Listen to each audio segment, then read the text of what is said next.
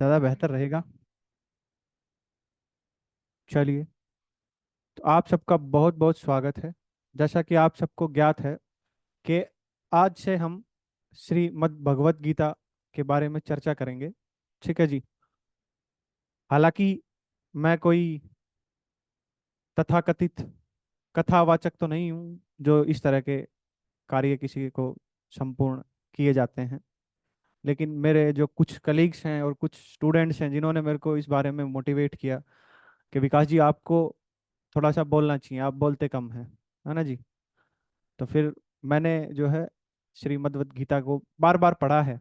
और जब भी हम उनको पढ़ते हैं तो हमें कुछ ही अलग ही सीखने को मिलता है।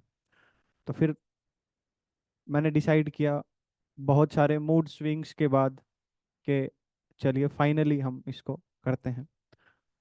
ये आज सुबह होना था सेशन, लेकिन सुबह नेटवर्क इशू के कारण हम नहीं कर पाए। तो इसको हम अभी शुरू करेंगे। आज हम जर्नली चर्चा करेंगे कि कुछ जो पहले फंडामेंटल हमारे जो क्वेश्चंस रहते हैं गीता के बारे में, उनके बारे में चर्चा करेंगे। ठीक है जी। और उसके बाद नेक्स्ट हम आगे बढ़ेंगे। और वीक में हम एक ही सेशन रखेंगे, 2 घंटे का। ठीक है जी।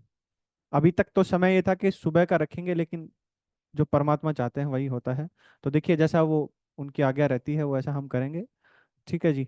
मेरी कोशिश ये रहेगी कि हम सुबह का ही स्लॉट रखेंगे। नहीं, सुबह कह रहा है फ्रेश रहता है माइंड, और इस तरह की जो चीज़ें हैं वो हमें सुबह ही पढ़नी चाहिए।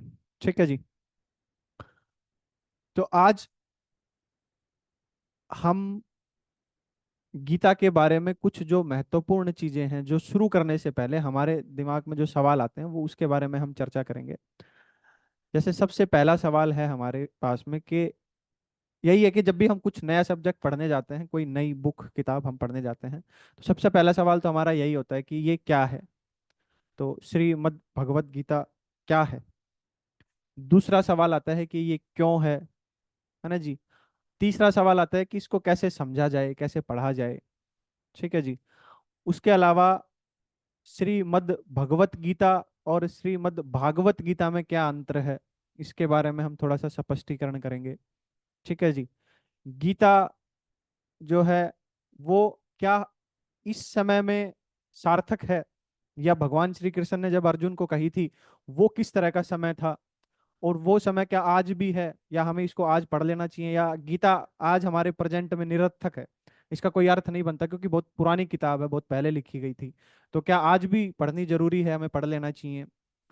और इसका लेखक कौन है, गीता का लेखक कौन है, किसने लिखी गीता, है ना जी। ऐसे बोला जाता है कि गीता जो है अपौरुष है। अपौरुष है।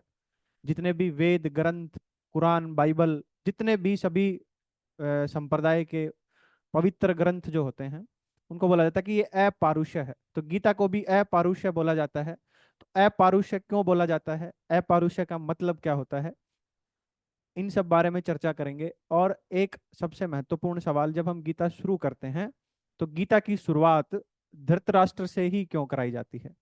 ठीक है जी। क्योंकि सारी गीता तो अर्जुन और कृष्ण के बीच एक संवाद है, लेकिन फिर भी धृतराष्ट्र जो है, इनको पहला शब्द जो है, पहला जो श्लोक है, वो धृतराष्ट्र के मुंह से क्यों बुलवाया गया। ठीक है जी। ऐसा क्यों है, और गीता किस तरह से हमारे लिए काम करती है। ठीक है जी। तो अगर आप नोट्स बनाना चाहें तो नोट्स भी बना सकते हैं, ज़्यादा बेहतर रहेगा। मैंने भी खुद नोट्स बनाए थे, जिसको पढ़ते समय हमें नोटिंग जरूर करनी चाहिए, क्योंकि नेक्स्ट टाइम जब आप वापस इसके ऊपर लौट के आएंगे तो आप देखेंगे पिछली बार जो आपकी समझ थी, अब वो समझ जो है वो बदल गई है। गीता का काम भी यही है कि गीता हमारे मन रूपी दर्पण पर जो धूल जमी हुई है उसको हटाने का काम करती है। एज ए डस्टर काम करती है, डस्टिंग करती है हमारे दर्पण की। बार बार हमारे मन के ऊपर जो धूल जम जाती है वो उसको उतारती है। तो इसीलिए भी गीता की नोटिंग बहुत जरूरी है। तो आप नोट्स बनाएंगे तो बहुत ज़्यादा बेहतर आपको जो है इसमें फील आएगा। और मैं कोशिश करूंगा, क्योंकि गीता जो है वो बहुत ही एक तरह से ना फिलोसफर टाइप है, दार्शनिक लोग बात करते हैं गीता। आम आदमी जब पढ़ने जाता है तो उसको समझ नहीं आती गीता। वो 2-4 पेज पढ़ेगा, एक अध्याय पढ़ लेगा ज्यादा से ज्यादा, फिर वो बंद करके रख देता है कि अब दिमाग के ऊपर से जा रही है, समझ ही नहीं आ रहा क्या ये कह रहे हैं, क्या सुन रहे हैं, क्या समझ रहे हैं। तो हम कोशिश करेंगे कि बहुत ही कॉमन भाषा में, जैसे एक आम आदमी इसको कैसे समझे, है ना जी, और कैसे अपने जीवन में अप्लाई करे, मैं कोशिश करूंगा आप सबको समझाने की। ठीक है जी। और आज हम सिर्फ इंट्रोडक्टरी सेशन करेंगे इसके बारे में। ठीक है जी, आप सभी तैयार हैं? चलिए, सबसे पहला हमारा सवाल है कि गीता क्या है। ठीक है जी। तो गीता एक, अगर मॉडर्न भाषा में बात करें तो ये एक सेल्फ हेल्प बुक है। ठीक है जी। जैसे और जारी आप जो किताबें देखते हैं, दूसरी जो किताबें हैं, जैसे power of subconscious mind, how to improve your mind, how to balance your energy, जो भी सेल्फ हेल्प बुक होती हैं, वैसे ही गीता भी हमारी एक बुक है जो मदद करती है। ठीक है जी। गीता का अगर आप शाब्दिक अर्थ देखेंगे तो गीता का अर्थ होता है काव्य, कविता। ये कविता है जो भगवान श्री कृष्ण के मुख से उन्होंने इसको सुनाया था। कविता के रूप में है, काव्य के रूप में है। और इसका एक दूसरा अर्थ है कि संवाद, दो लोगों के बीच जो संवाद है उसको गीता कहा जाता है। ठीक है जी। दो लोगों के बीच संवाद है ये, और उसी संवाद को गीता कहा जाता है। गीता की अगर हम बात करें तो ये हमारे लिए एक बहुत ही अनूठी और अद्भुत यात्रा है, जिस यात्रा को करके आप अपने आप से अपने आप को ढूंढेंगे। अपने आप से अपने आप को ही हम ढूंढते हैं। एक बहुत ही अनूठी यात्रा है जिस पर हम खुद ही जाते हैं और खुद को ढूंढने का ही प्रयास करते हैं, और खुद को ढूंढ भी पाते हैं। ठीक है जी। गीता, हम कहें तो ये एक दर्पण भी है जो हमें अपने आप को देखने में, हमें अपने आप को जानने में, समझने में हेल्प करती है। दूसरे अर्थ में देखें तो गीता, मैंने जैसे बताया कि ये डस्टर का भी काम करती है, डस्टिंग भी करती है हमारे करेक्टर की, है ना जी। हमारे चरित्र की डस्टिंग करती है कि हमारे करेक्टर के अंदर जो जो अशुद्धियां हैं, उनको जो धूल जम गई है इतने सालों से, उसको निकाल करके हटाती है। ठीक है जी। इसके हजारों हजारों अर्थ हैं। जितने आदमी बोलते हैं ना, जितने मुंह उतने, सबके अपने अपने राम होते हैं। तो हर कोई जो है इससे अपना अपना एक अर्थ निकाल लेता है। तो जो एक जर्नल जो है कि जिसके हम समझ सकें, ठीक है जी, तो वो है गीता। एक काव्य है, एक गीत है, एक राग है, एक ज्ञानमय उपदेश है जिसके अंदर एक उपदेश है जिसमें ज्ञान की बात की गई है। एक चर्चा है, एक बहस है दो लोगों के बीच में। ठीक है जी। ये गीता का शाब्दिक अर्थ है। गीता एक काव्य के रूप में लिखी गई है, कविता के रूप में लिखी गई है। भगवान ने इसको जो है अपने भगत को, यानी कि अर्जुन जी को सुनाया था। ठीक है जी। ये गीता का शाब्दिक अर्थ होता है। अब अगर आप गीता को उल्टा करके देखेंगे, गीता को उल्टा कीजिए, तो गीता को जब आप उल्टा लिखेंगे तो क्या बनता है? लिख के देखिए एक बार गीता को उल्टा आप। गीता को उल्टा कीजिए, ता और गी, त्यागी बनता है। तो गीता हमें यही सिखाती है कि जो त्याग करता है, जो बलिदान करता है, वही सर्वश्रेष्ठ है। आप देखेंगे हमारे भारतवर्ष में जो समाज है, हमारा समाज जो है, वहां पर त्याग करने वाले को ही सर्वोपरि माना जाता है। ज्यादा पैसा है इस बात से ज्यादा कोई खास फर्क नहीं पड़ता हमें। आप देखेंगे हमारे यहाँ भगवान राम को भगवान बोला गया, क्यों? क्योंकि उन्हें त्याग किया, उन्होंने बलिदान किया, है ना जी। हमारे यहाँ आप देखेंगे समाज में, अगर आपने ज्यादा पैसा कमा लिया है और आपके साथ में साधु है, तो साधु को पहले सम्मान दिया जाएगा, बाद में पैसे वाले की बात की जाती है। वेस्ट में आप देखेंगे, अमेरिका, यूरोप में, वहां पे पैसे वाले को ज्यादा इज्जत मिलती है। हमारे यहाँ पैसे वाले को ज्यादा इज्जत नहीं मिलती। वो इसीलिए है क्योंकि हमारे संस्कारों में हमें त्याग सिखाया जाता है। तो गीता का भी शब्द जो है, आप इसको उल्टा करके देखेंगे तो आप पाएंगे कि ये भी हमें जो है त्याग सिखाती है। गीता भी हमें त्याग सिखाती है, और त्याग से ही प्रेम प्रकट होता है ना जी। जो त्याग करना जानता है वही प्रेम करना भी जानता है, उसको प्रेम समझ भी आता है। तो गीता जो है, इसका शाब्दिक अर्थ कविता है, लेकिन जब आप इसको उल्टा करेंगे तो आप पाएंगे कि ये त्यागी है, त्याग करना सिखाती है, सेक्रीफाइस करना हमें सिखाती है। ठीक है जी। अब हमारा दूसरा सवाल, पहला सवाल आप सबको क्लियर है, गीता क्या है आपको समझ में आया? दो लोगों के बीच संवाद है, बातचीत है, बहस है, चर्चा है, एक कविता है जो भगवान ने अपने शिष्य को सुनाई थी, अपने भक्त को सुनाई थी। ठीक है जी, इतना समझ लीजिए। दो लोगों के बीच की बातचीत को हम गीता भी कह सकते हैं। ऐसा भी कहा जा सकता है कि दो लोग, जैसे हम भी जो बात कर रहे हैं, ये भी गीता ही है, कुछ अलग नहीं है। हम भी बातचीत करके सत्य के थोड़ा सा करीब पहुंचने की कोशिश करते हैं। ठीक है जी। अब हम दूसरे सवाल पर चलते हैं कि गीता क्यों है? गीता क्यों है? तो गीता जो है वो हमें एक संपूर्ण ज्ञान देती है। संपूर्ण ज्ञान का मतलब समझते हैं कि इसको पढ़ने के बाद ऐसा बोला जाता है कि कुछ भी पढ़ने की जरूरत नहीं है, कुछ भी जानने की जरूरत नहीं है, क्योंकि भगवान तक पहुंचने के तीन मार्ग होते हैं। ठीक है जी। कर्म मार्ग यानी कि कर्म करके, भक्ति मार्ग यानी कि भक्ति करके, और ज्ञान मार्ग। ठीक है जी।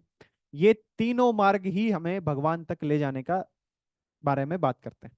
अब और किसी भी आप पुस्तक में देखेंगे तो वहां पर हो सकता है कि किसी में आपको भक्ति मार्ग के बारे में बताया हो, किसी में ज्ञान मार्ग के बारे में बताया हो, है ना जी। कोई कर्म योग के बारे में, कर्म मार्ग के बारे में बताता है।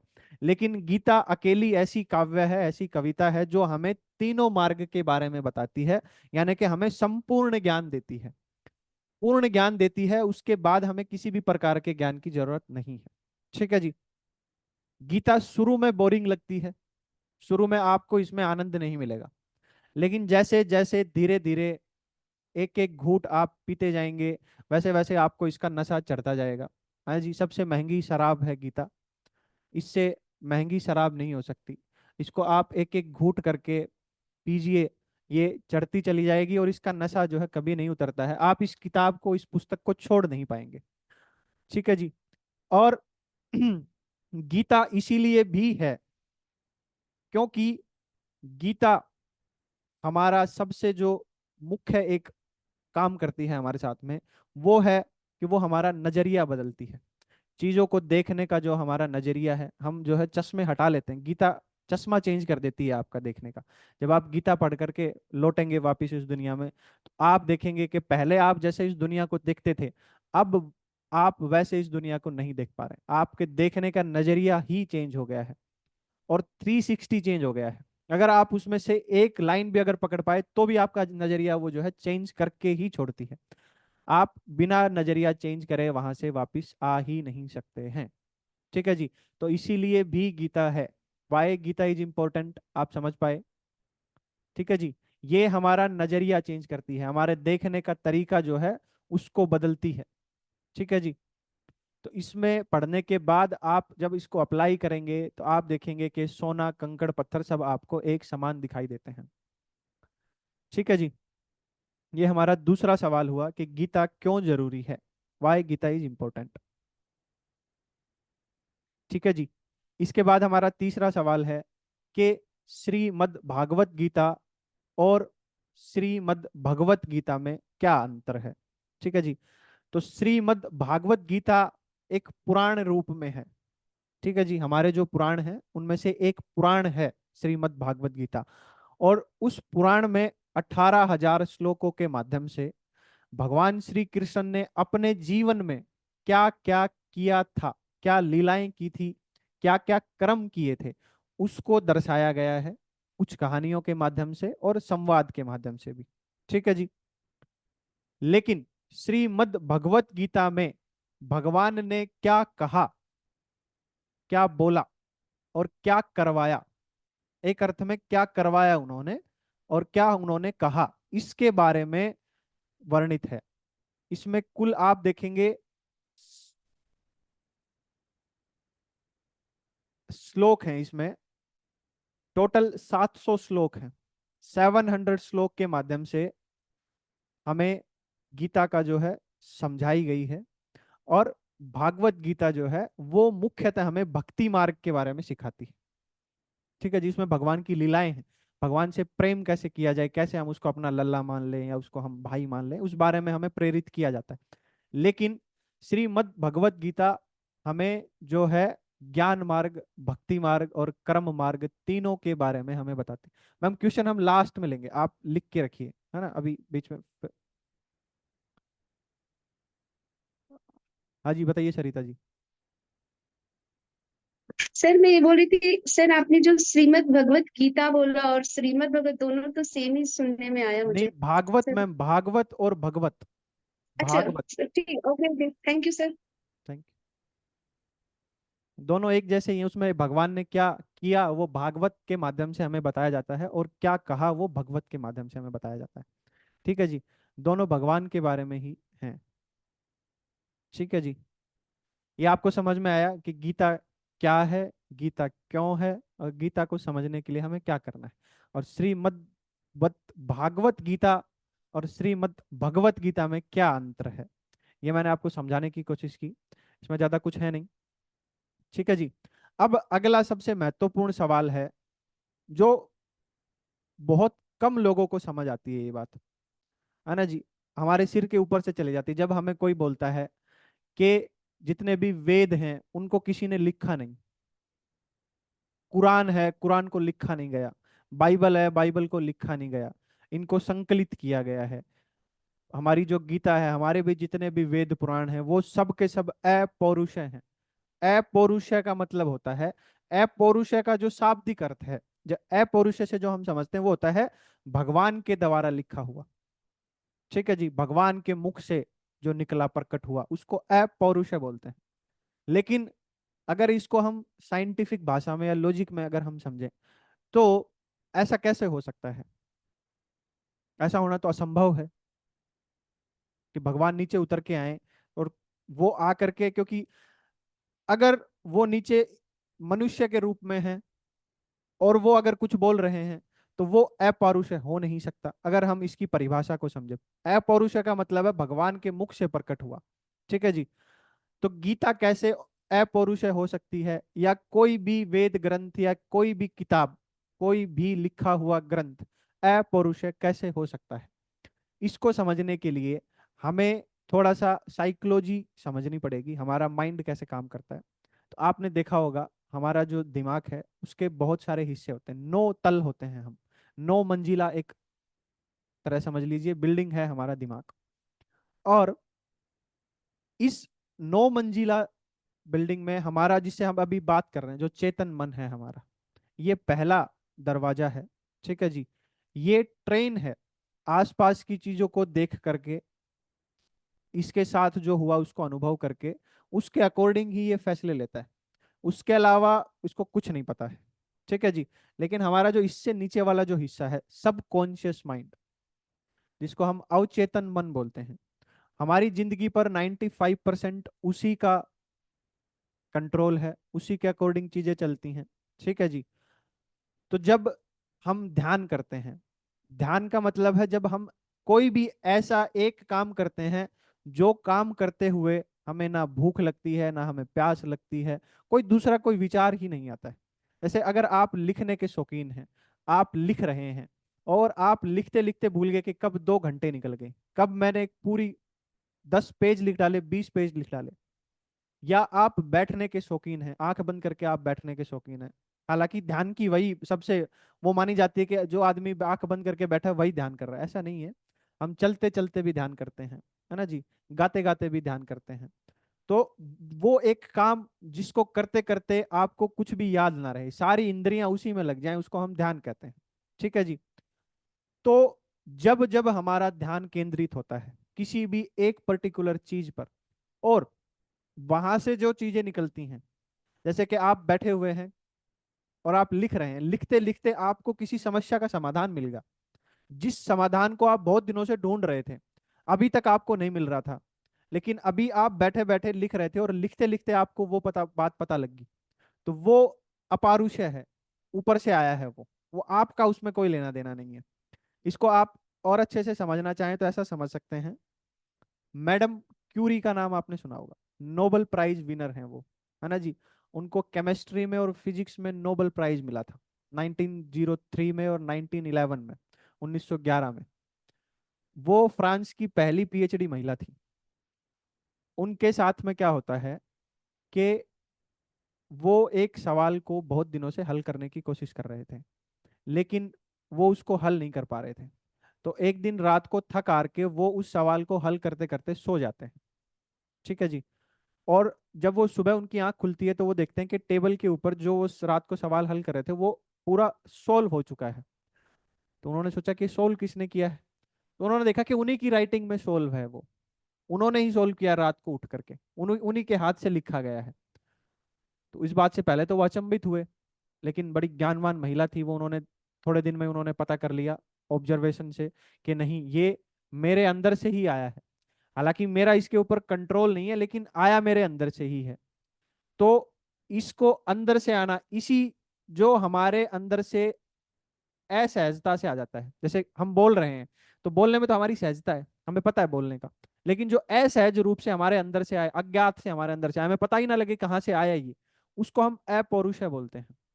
तो जब हमारे जो पूर्वज हैं, वो जब ध्यान में बैठा करते थे, और जब वो बहुत गहरे ध्यान में चले जाते हैं, तो उस टाइम पर क्या होता है कि जो संस्कृत भाषा है उनके मुंह से ऑटोमेटिक निकलने लगती है। ऑटोमेटिक वो जो वेद के जितने भी सूत्र हैं, जितने भी हमारे काव्य हैं, ग्रंथ हैं, सारे के सारे उनके मुंह से निकलते हैं।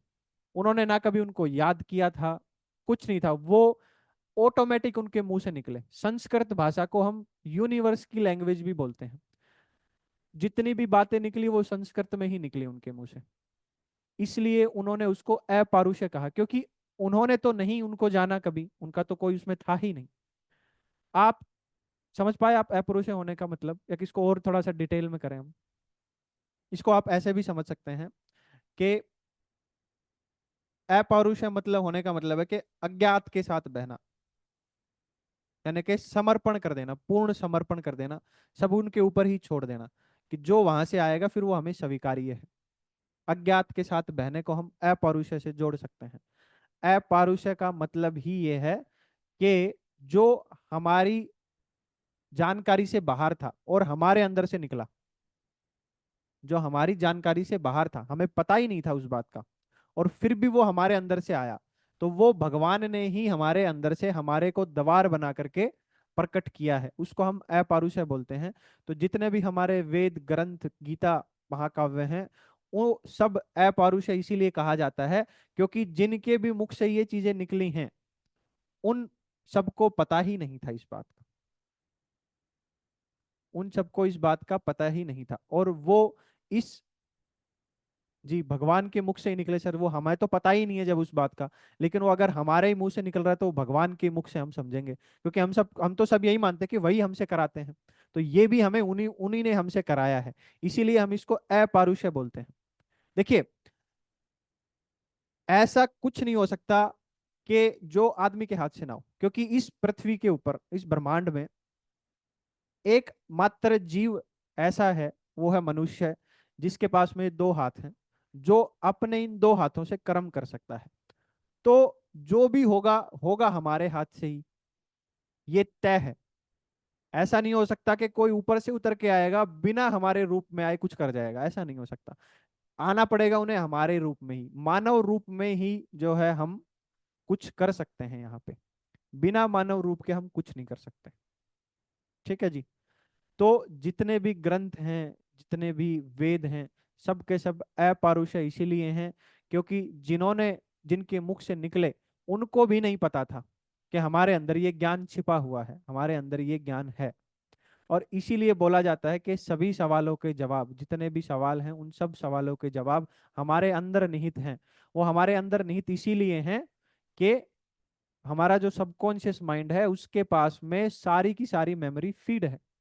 जितना भी आज तक हमने जिया है, मरा है, हम पेड़ के रूप में भी अगर रहे हैं, पक्षी के रूप में भी रहे हैं, जिस भी रूप में हम रहे हैं, उसी रूप में हमारी सारी की सारी मेमोरी हमारे पास में फीड है, हमारे सबकॉन्शियस माइंड में। इसीलिए जितने भी ग्रंथ, वेद, पुराण हुए वो अपौरुषय के रूप में प्रचलित हुए। आई थिंक मैं समझा पाया आपको अपौरुषय होने का मतलब क्या है।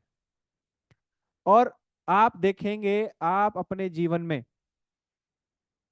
कितनी भी प्लानिंग कर लीजिए, आपकी प्लानिंग को ध्वस्त कर दिया जाता है जब कुछ अज्ञात बीच में आ जाता है। अज्ञात का मतलब ही है परुष है, आपको पता ही नहीं है।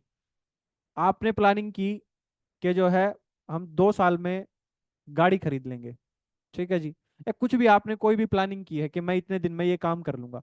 लेकिन होता क्या है, उसके बीच में चलते चलते कोई अकस्मात से कोई चीज आ जाती है, और वो आपकी पूरी प्लानिंग को पलट के रख देती है। और लास्ट में जब आप पहुंचते हैं तो पता लगता है कि यही हुआ था, जो अकस्मात हुआ था ना बीच में, जो अचानक से जो हुआ था वही सही हुआ था, बाकी हम तो ऐसे ही चल रहे थे।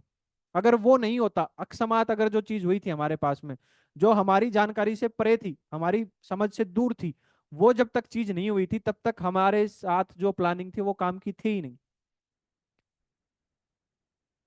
तो वो जो अज्ञात है, वो जो अकस्मात है, वही है, वही करवाता सब।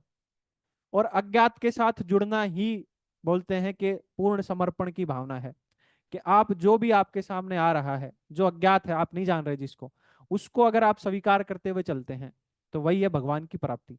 और भगवान की प्राप्ति होना कोई अलग से कुछ चमत्कार नहीं होता है, आपके सामने ही है, सब कुछ आपके सामने ही घटित हो रहा है ना जी। और आप ही उसको लेकर के चल रहे हैं, अब आप ही निर्धारित करते हैं उसमें कि अच्छा हुआ कि बुरा हुआ। अगर आप उसको अच्छे बुरे करने में चले जाएंगे तो गड़बड़ हो जाएगी फिर। आप उसको सहजता से स्वीकार लीजिए, स्वीकार करना ही जो है हमें सिखाया जाता है। ठीक है जी। तो आपको तीन बातें समझ में आई, गीता क्या है, क्यों है, कैसे है, और इसको अपौरुषेय क्यों कहा जाता है, ये भगवान के मुख से कैसे निकली हुई है। समझा पाया मैं आपको? गीता समझाना थोड़ा सा ना टफ रहता है, तो आपको अगर कहीं भी समझ ना आए तो आप मेरे को बताइएगा कि सर ये जो बात थी ये समझ नहीं आई। ठीक है जी।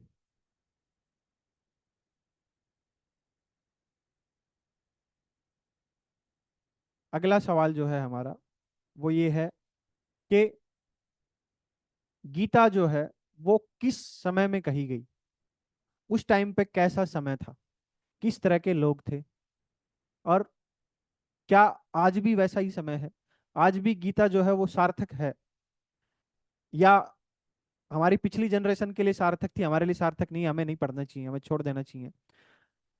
और जिस समय में लिखी गई थी क्या उस समय के लिए भी सही थी ये, क्या वैसा ही समय आज है ना जी। क्योंकि गीता आज आप देखेंगे तो कम से कम भी आज से कोई 5,000 साल पहले का बताते हैं, कि 5,000 साल पहले महाभारत हुई थी, और उस समय पर गीता का जो है संवाद हुआ था। तो क्या वो संवाद आज भी हमारे लिए जरूरी है, और जिस समय पर भगवान श्री कृष्ण गीता को जब उनसे कह रहे हैं तो वो किस तरह का समय है, उसके बारे में हम थोड़ी सी चर्चा करेंगे। तो इसके लिए हमारे पूर्वजों ने हमें एक थ्योरी समझाई है, अवतारवाद की धारणा आपने सुनी होगी, कि हमारी धरती पर 9 अवतार हुए हैं, भगवान 9 रूप में हमारे सामने प्रकट हुए हैं। ठीक है जी। इसको थोड़ा सा अगर हम लॉजिकली समझें, तो उन्होंने हमें समझाने की कोशिश की है कि हमारे यहाँ पर जीवन कैसे कैसे पनपा है, कैसे कैसे जीवन इवोल्व हुआ है, आगे बढ़ता चला है। तो सबसे पहले हमें बताया जाता है कि हमारे यहाँ पर जो जीवन है वो पानी में पनपा सबसे पहले, मछली के रूप में। ठीक है जी। इसीलिए मत्स्य अवतार की धारणा हमें बताई जाती है कि सबसे पहला जो जीवन था वो मछली के रूप में था और पानी के अंदर था। ठीक है जी। वहां से हमारा जीवन शुरू हुआ। दूसरा अवतार बताया जाता है कूर्मा अवतार, यानी कि कछुए का रूप।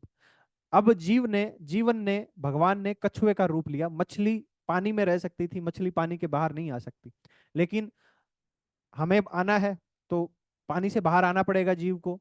तो मछली ने कछुए का रूप धारण किया, और वो अब कछुआ जो है वो दोनों जगह पे रह सकता है, पानी के अंदर भी और जमीन के ऊपर भी। ठीक है जी।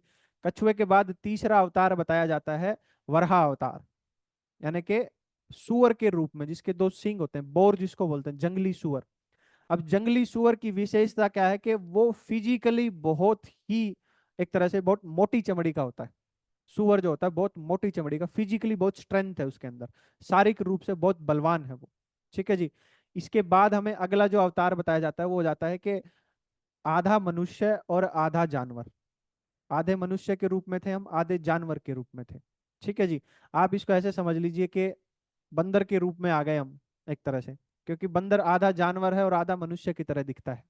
ठीक है जी। नरसिंह अवतार के रूप में दिखाया जाता है। इवोल्यूशन का जो फेज है वो इवोल्यूशन हमें समझाया गया कि कैसे कैसे हम इवोल्व हुए हैं। अब इसके बाद बंदर जो है वो शुरुआत में आप देखेंगे कि वो पेड़ों पे रहता था। ठीक है जी। तो वो अपने हाथों का ज्यादा इस्तेमाल करता है बजाय कि टांगों के। एक पेड़ से दूसरे पेड़ पे, तीसरे पेड़ पे, चौथे पेड़ पे अपने हाथों का इस्तेमाल ज्यादा करता है। तो आप देखेंगे कि जब बंदर पेड़ से नीचे उतरता है, जब बंदर पेड़ से नीचे उतरता है, तो अब वो अपने पैरों पर खड़ा होकर के चलता है, और उसकी रीढ़ की हड्डी सीधी हो जाती है। तो यानी कि अब मानव के रूप में आ गए हैं हम, लेकिन हमारा कद छोटा है, बौना रूप है, यानी कि वराह अवतार, वो वामन अवतार, छोटे रूप में आए भगवान। है ना। इंसान अभी कद छोटा है, क्यों कद छोटा है? क्योंकि पेड़ से अभी ताजा ताजा नीचे उतरे हैं हम, और अभी हमने अपने पैरों पर चलना शुरू किया है। ठीक है जी। और अभी अभी हमारी रीढ़ की हड्डी सीधी हुई है, उतनी हमारे अंदर ताकत भी नहीं है अभी। ठीक है जी। अब जैसे जैसे हम अपने पैरों पर चलते हैं, तो आपने सुना होगा जितना जितना आप चलेंगे उतना ही आप जीवन में जो है स्ट्रेंथ मिलेगी आपको, ताकत बनेगी, फिजिकल स्ट्रेंथ बनेगी, दिमाग बुद्धि विकसित होगी हमारा। तो अब जो बंदर है वो चलता है जमीन के ऊपर, और चलते चलते वो जो है फिजिकली स्ट्रेंथ पाता है। तो अगला जो अवतार बताया जाता है वो बताया जाता है परशुराम अवतार। परशुराम को जब आप देखेंगे तो वो बहुत ही गुस्सेल है, बहुत ताकतवर है, फिजिकली बहुत उसके अंदर पावर है। हाथ में उसके एक फरसा दिखाया जाता है हमें, यानी कि उन्होंने उस टाइम पे खेती करना सीख लिया है, खेती करता है परशुराम। आप इनको है ना अभी थोड़ी देर के लिए भगवान से हटा करके देखें, थोड़ा सा दूसरे पर्सपेक्टिव से देखेंगे तो आपको समझ में आएगा। ठीक है जी। तो परशुराम का जो अवतार हमें दिखाया गया है वो यही है कि अब जो है आदमी बंदर से आदमी के रूप में आ चुका है, अपने पैरों पर चलता है, रीढ़ की हड्डी सीधी हो गई है और खूब दौड़ धूप करता है, हाइट बढ़ चुकी है उसकी। अब वो लंबा तगड़ा है और बहुत सारी स्ट्रेंथ है, बहुत सारा गुस्सा है उसके अंदर, और हाथ में उसके फरसा है, यानी कि उसको अब खेती करने का पता है, खेती करना उसने सीख लिया है। ठीक है जी। और गुस्सेल भी इसलिए है वो क्योंकि अभी अभी नई नई ताकत मिली है, बंदर के रूप में इतनी ताकत नहीं थी हमारे पास में, क्योंकि जब तक आप चलेंगे नहीं दौड़ेंगे नहीं आपके पास में ताकत नहीं आती है। ठीक है जी। तो अब परशुराम जी के पास में बहुत सारी ताकत है, खेती करने का उनको पता है। ठीक है जी। परशुराम के बाद में हमें बताया जाता है कि श्री राम अवतरित होते हैं, भगवान श्री राम का अवतार होता है। अब खेती करने का हमें पता है, यानी कि आपका भी खेत है, दूसरे किसी समाज का भी खेत है, दूसरा भी कोई खेती कर रहा है, जरूरत तो नहीं है आपका आपका परिवार खेती कर रहा है, आपके बगल में दूसरा भी कोई खेती वाला है, उसके बगल में कोई तीसरा भी खेती वाला है, यानी कि अब आपका समाज बनना शुरू हो गया है। परिवार, आपने परिवार तो परशुराम आए तब आपका परिवार बन गया, अब आपका जो समाज का निर्माण हो रहा है, और उस समाज को चलाने के लिए आपको कुछ मर्यादाओं की जरूरत है, क्योंकि भी आपका एक पर्टिकुलर खेत हो गया, उस खेत की रक्षा करना आपका है, कल को कोई दूसरा आके उसके ऊपर कब्जा ना कर ले। दूसरे का भी खेत है, उसकी भी रक्षा होनी है, उसका भी कोई कब्जा ना कर ले। तीसरे का भी खेत है, ऐसे बहुत सारे लोगों के आसपास खेत हो गए हैं, और वो गांव में रहता है। तो अब उस व्यवस्था को चलाने के लिए हमें नियम कायदे कानून की जरूरत है। तो एक ऐसे राजा की जरूरत है जो मर्यादा से चलता हो। तो भगवान श्री राम का अवतार हमें दिखाया जाता है, भगवान श्री राम अवतरित होते हैं वो हमें मर्यादा से रहना सिखाते हैं। मर्यादा पुरुषोत्तम श्री राम कहा जाता है उन्हें। उन्हें इसीलिए कहा जाता है कि जब भी आप रामलीला में, रामायण में राम जी का चरित्र पढ़ेंगे तो वहां पर हर जगह आपको जो है राम जी समाज के बारे में सोचते हुए मिलेंगे। जब भी वो कुछ कर रहे हैं तो वो समाज को ध्यान में रखते हुए कर रहे हैं, कि समाज इसके बारे में क्या सोचेगा, समाज इसके बारे में क्या कहेगा। वो हमेशा समाज का जो है ख्याल रखते हैं, क्योंकि मर्यादा से चल के ही एक अच्छे समाज की स्थापना की जा सकती है, एक सुदृढ़ समाज की स्थापना की जा सकती है। इसीलिए आप देखेंगे जो खेती करने के बाद का जो समय है, उस समय में जो हमारी चेतना है, उस चेतना का जो विकास है वो श्री राम की पर्सनैलिटी के आधार पर हो रहा है। तो आपको समझ आ रहा है श्री राम उसी समय पर क्यों आए, क्योंकि उस समय हमें एक मर्यादा पुरुषोत्तम की जरूरत है। क्योंकि अगर वहां पर उस टाइम पर ऐसा कोई आदमी नहीं आता है जो हमें नियम कायदे कानून से चलना नहीं सिखाएगा तो हम आगे नहीं बढ़ सकते, हम वहीं लड़के मर जाएंगे। आप सोचिए अगर समाज में नियम नहीं होगा तो पड़ोसी हमें कल शाम से पहले मार देगा, खत्म कर देगा, रहना ही नहीं देगा हमें। तो मर्यादा होना जरूरी है, और वो हमें श्री राम अवतरित होकर के यही सिखाते हैं। और उसी समय में क्यों सिखाते हैं ये बात महत्वपूर्ण है, क्योंकि अभी हमें खेती करने का पता है, और खेती करने के कारण अब हमारे पास में पर्सनल प्रॉपर्टी है। इससे पहले हमारे पास में कोई पर्सनल प्रॉपर्टी नहीं थी, ना हमारी बीवी थी, ना हमारे बच्चे थे, ना हमारा घर था, ना हमारा खेत था। इससे पहले तो हम परशुराम के टाइम पर तो हम ऐसे ही जंगलों में घूमते थे, कहीं मिल गया वहां खा लिया, फिर दूसरी जगह तलाश करने चले गए, फिर तीसरी जगह चले गए। एक स्थायी ठिकाना तो हमारा था ही नहीं। लेकिन जैसे ही हम खेती करते हैं वैसे ही हमारा एक स्थायी ठिकाना हो जाता है, हमारा एक परिवार हो जाता है, हम शादी के बंधन में बनते हैं, बच्चे होते हैं, हमारे बुजुर्ग होते हैं। तो हमारी एक पर्सनल जिम्मेदारी आती है, और उस पर्सनल जिम्मेदारी को निभाने के लिए हमें एक सामाजिक जिम्मेदारी के साथ हमें जुड़ना पड़ता है, जो सिखाने के लिए, जो समझाने के लिए श्री राम अवतरित होते हैं। यानी कि एक आदमी उनके बीच में ऐसा होता है जिसकी चेतना इस बात के ऊपर सोचती है कि हमें मर्यादा से रहना है, तब हमें श्री राम के रूप में चित्रित किया जाता है। तो श्री राम हमारे धरती पे बहुत बार अवतरित होते रहे हैं, ऐसा नहीं है कि एक ही बार आए थे। आज भी श्री राम हमारे बीच में है, जो समाज को मर्यादा से चलाने की कोशिश करता है, जो खुद मर्यादा में रहता है, जो खुद नियम से चलता है और दूसरों को नियम से चलाने के लिए मोटिवेट करता है, वो साक्षात श्री राम हमारे सामने ही हैं। ठीक है जी। वही है श्री राम, और कोई नहीं है। श्री राम का मतलब है कि जो हमारे अंदर चेतना है मर्यादा से चलने की, मर्यादा से चलाने की, वही श्री राम है। उस चेतना के अलावा श्री राम कुछ भी नहीं। वही चेतना का संचार वो हमारे समाज में करने आए थे और आज भी कर रहे हैं। ठीक है जी। उसी चेतना को श्री राम के रूप में अवतरित हुआ हमें बताया जाता है। अब नेक्स्ट जो अवतार हमें बताया जाता है वो है श्री कृष्ण। ठीक है जी। अब आप जब देखेंगे भगवान श्री राम को और भगवान श्री कृष्ण को, तो इनके दोनों के व्यक्तित्व में आपको मतलब लगा लीजिए कि जमीन आसमान का अंतर आपको मिलेगा। ठीक है जी। क्यों? क्योंकि अब समय बदल गया है। श्री कृष्ण जब आए हैं उस टाइम पर समय अलग है। अब तक भगवान श्री राम जब आए तो हमारे खेती करने का पता है, समाज बन चुके हैं, जम चुका है ना जी। अब क्या है कि जो समाज है वो दूसरे किसी समाज के साथ में भी जुड़ाव महसूस कर रहा है, और दोनों सबके एक दूसरे के साथ में जो है युद्ध चल रहे हैं। हमारे जो संबंध थे अब वो दूसरे किसी देश के साथ में भी हैं। अलग अलग और भी बहुत सारी संस्कृतियां हमारे आसपास जुड़ गई हैं, क्योंकि हमें अगर खेती करने का पता है तो कोई हमारे पास आएगा तो वो सीख के जाएगा, वो अपनी दूसरी जगह जा करके भी खेती करेगा, है ना जी। तो अब बहुत सारे समाज एक दूसरे के आसपास बस चुके हैं। अब उन सब समाजों को एक साथ सामंजस्य में रखने के लिए एक राजनेता की, एक डिप्लोमेट की जरूरत है, जो शांति की भी बात करेगा और जो युद्ध की भी बात करेगा। भगवान राम कभी युद्ध की बात नहीं करते, वो शांति की बात करते हैं, समाज में सौहार्द की बात करते हैं, सब मिलजुल करके मर्यादा से रहिए। लेकिन भगवान श्री कृष्ण जो हैं, ना तो वो मर्यादा की बात करते हैं, वो सारी मर्यादाओं को तोड़ने का काम करते हैं। ना वो सिर्फ शांति की बात करते हैं, ना सिर्फ वो युद्ध की बात करते हैं। क्योंकि अब ऐसा समय है कि पैसा सबके पास में है, हथियार सबके पास में है। ठीक है जी। तो ऐसी स्थिति में अब ऐसे आदमी की जरूरत है जो सबके बीच में सामंजस्य लेकर के आएगा, और वो है भगवान श्री कृष्ण। यानी कि अब आदमी की चेतना बदल चुकी है, आदमी के हाथ में अब पैसा है, हथियार है। आप देखेंगे जब लोहे का आविष्कार होता है, सबसे पहला जो जब लोहा हमें मिलता है, तो उस लोहे का उपयोग हम सबसे ज्यादा युद्ध के लिए करते हैं, ना कि खेती के लिए। युद्ध लड़ने के लिए, कि ताकि दूसरे की जमीन कब्जा ली जाए। और श्री राम ने आकर के हमें समझाया कि मर्यादा से रहिए। उससे पहले परशुराम थे, वो भी युद्ध के मतलब हमेशा लड़ने में उतारू रहता था वो। उनकी प्रवृत्ति ऐसी थी, चेतना ही ऐसी थी कि वो लड़ने में था।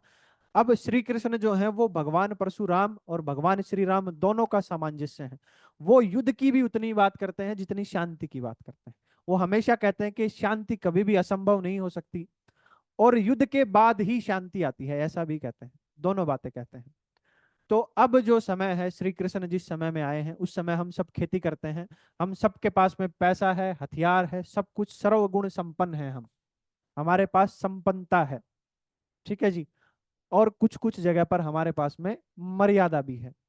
तो इस समय पर श्री कृष्ण जो है प्रकट होते हैं, अवतरित होते हैं।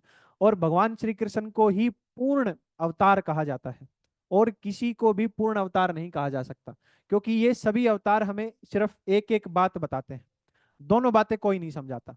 परशुराम है वो हमें सिर्फ युद्ध सिखाता है, सबको मार डालो, जो भी दिख जाए सबको खत्म कर दो। भगवान श्री राम हमें मर्यादा सिखाते हैं कि चार लोगों के बारे में सोच के चलो कि चार आदमी क्या कहेंगे, अगर तुम ऐसा कर रहे हो तो वो चार आदमी तुम्हारे बारे में क्या कहेंगे। लेकिन भगवान श्री कृष्ण हमें दोनों चीजें सिखाते हैं, शांति भी और युद्ध भी। इसीलिए इनको पूर्ण अवतार कहा जाता है। ये दोनों चीजों का सामंजस्य लेकर के चलते हैं और सिखाते हुए चलते हैं। ठीक है जी। तो आपको समझ में आ रहा है कि कैसा समय था वो, जिस समय पर हाई टेक्नोलॉजी है। इस टाइम पर आप देखेंगे महाभारत का जो युद्ध हो रहा है, वहां पर हर प्रकार के अस्त्र शस्त्र ब्रह्मास्त्र, नारायणी सेना है श्री कृष्ण के पास में। नारायणी सेना का मतलब है कि जो अपने आप एक दूसरे की क्लोनिंग कर रहे हैं, खत्म ही नहीं होगी, जो कभी कभी खत्म नहीं होगी, जो चल रही है, अपने आप एक दूसरे को बढ़ाते हुए जा रही है। ऐसी सेना आज है हमारे पास में, आज है हमारे पास में। सेम उसी तरह के जीवन है अभी आज हमारा। हमने आज भी टेक्नोलॉजी को इतना विकसित कर लिया है कि आने वाले 100-200 साल में रोबोट्स की सेना होगी, और वो एक दूसरे की क्लोनिंग करेंगे। तो आप एक बात समझिए, जो गीता है वो अपने समय से कोई 6,000 साल पहले कही गई है। आज के लिए भी नहीं है गीता। आज भी आप इसको समझने चलेंगे तो आप कुछ चीजों को समझ नहीं पाएंगे, लेकिन आपके बच्चे जब इसको समझेंगे, हमारे बच्चे या उनके बच्चे जब इनको समझेंगे, तो वो और भी अच्छे से इसको समझ पाएंगे। क्योंकि वैसा वैसा समय आने वाला है। जिस समय के लिए गीता को कहा गया है वो समय अभी आया नहीं है। गीता जो है भविष्य के लिए लिखी गई थी, और वो भविष्य हमेशा बढ़ जाता है। अगर आप अगले साल जाएंगे तो ये उससे अगले साल के लिए। आप इस साल समझ ले रहे हैं, ये अच्छी बात है आपके लिए, लेकिन ये आपके समय के लिए नहीं है, ये आपसे अगले समय के लिए, आपकी नेक्स्ट जनरेशन के लिए है। ऐसा कहा जाता है कि जो महत्वपूर्ण इंसान होते हैं, जो इंपॉर्टेंट लोग होते हैं, वो अपने समय से पहले पैदा होते हैं। और जो गैर महत्वपूर्ण इंसान होते हैं, वो अपने समय से पहले पैदा होते हैं। और जो साधारण इंसान होता है, वो अपने समय में ही पैदा होता है। तो आप देखेंगे, जो लोग अपनी अगली पीढ़ी के बारे में सोच करके चलता है कि मैं आज ये कर रहा हूं, इसका फायदा मेरी अगली पीढ़ी को मिलेगा, तो वो महत्वपूर्ण इंसान है। वो अपने समय से पहले पैदा हो गया। वो आने वाले समय की तैयारी कर रहा है आज से ही।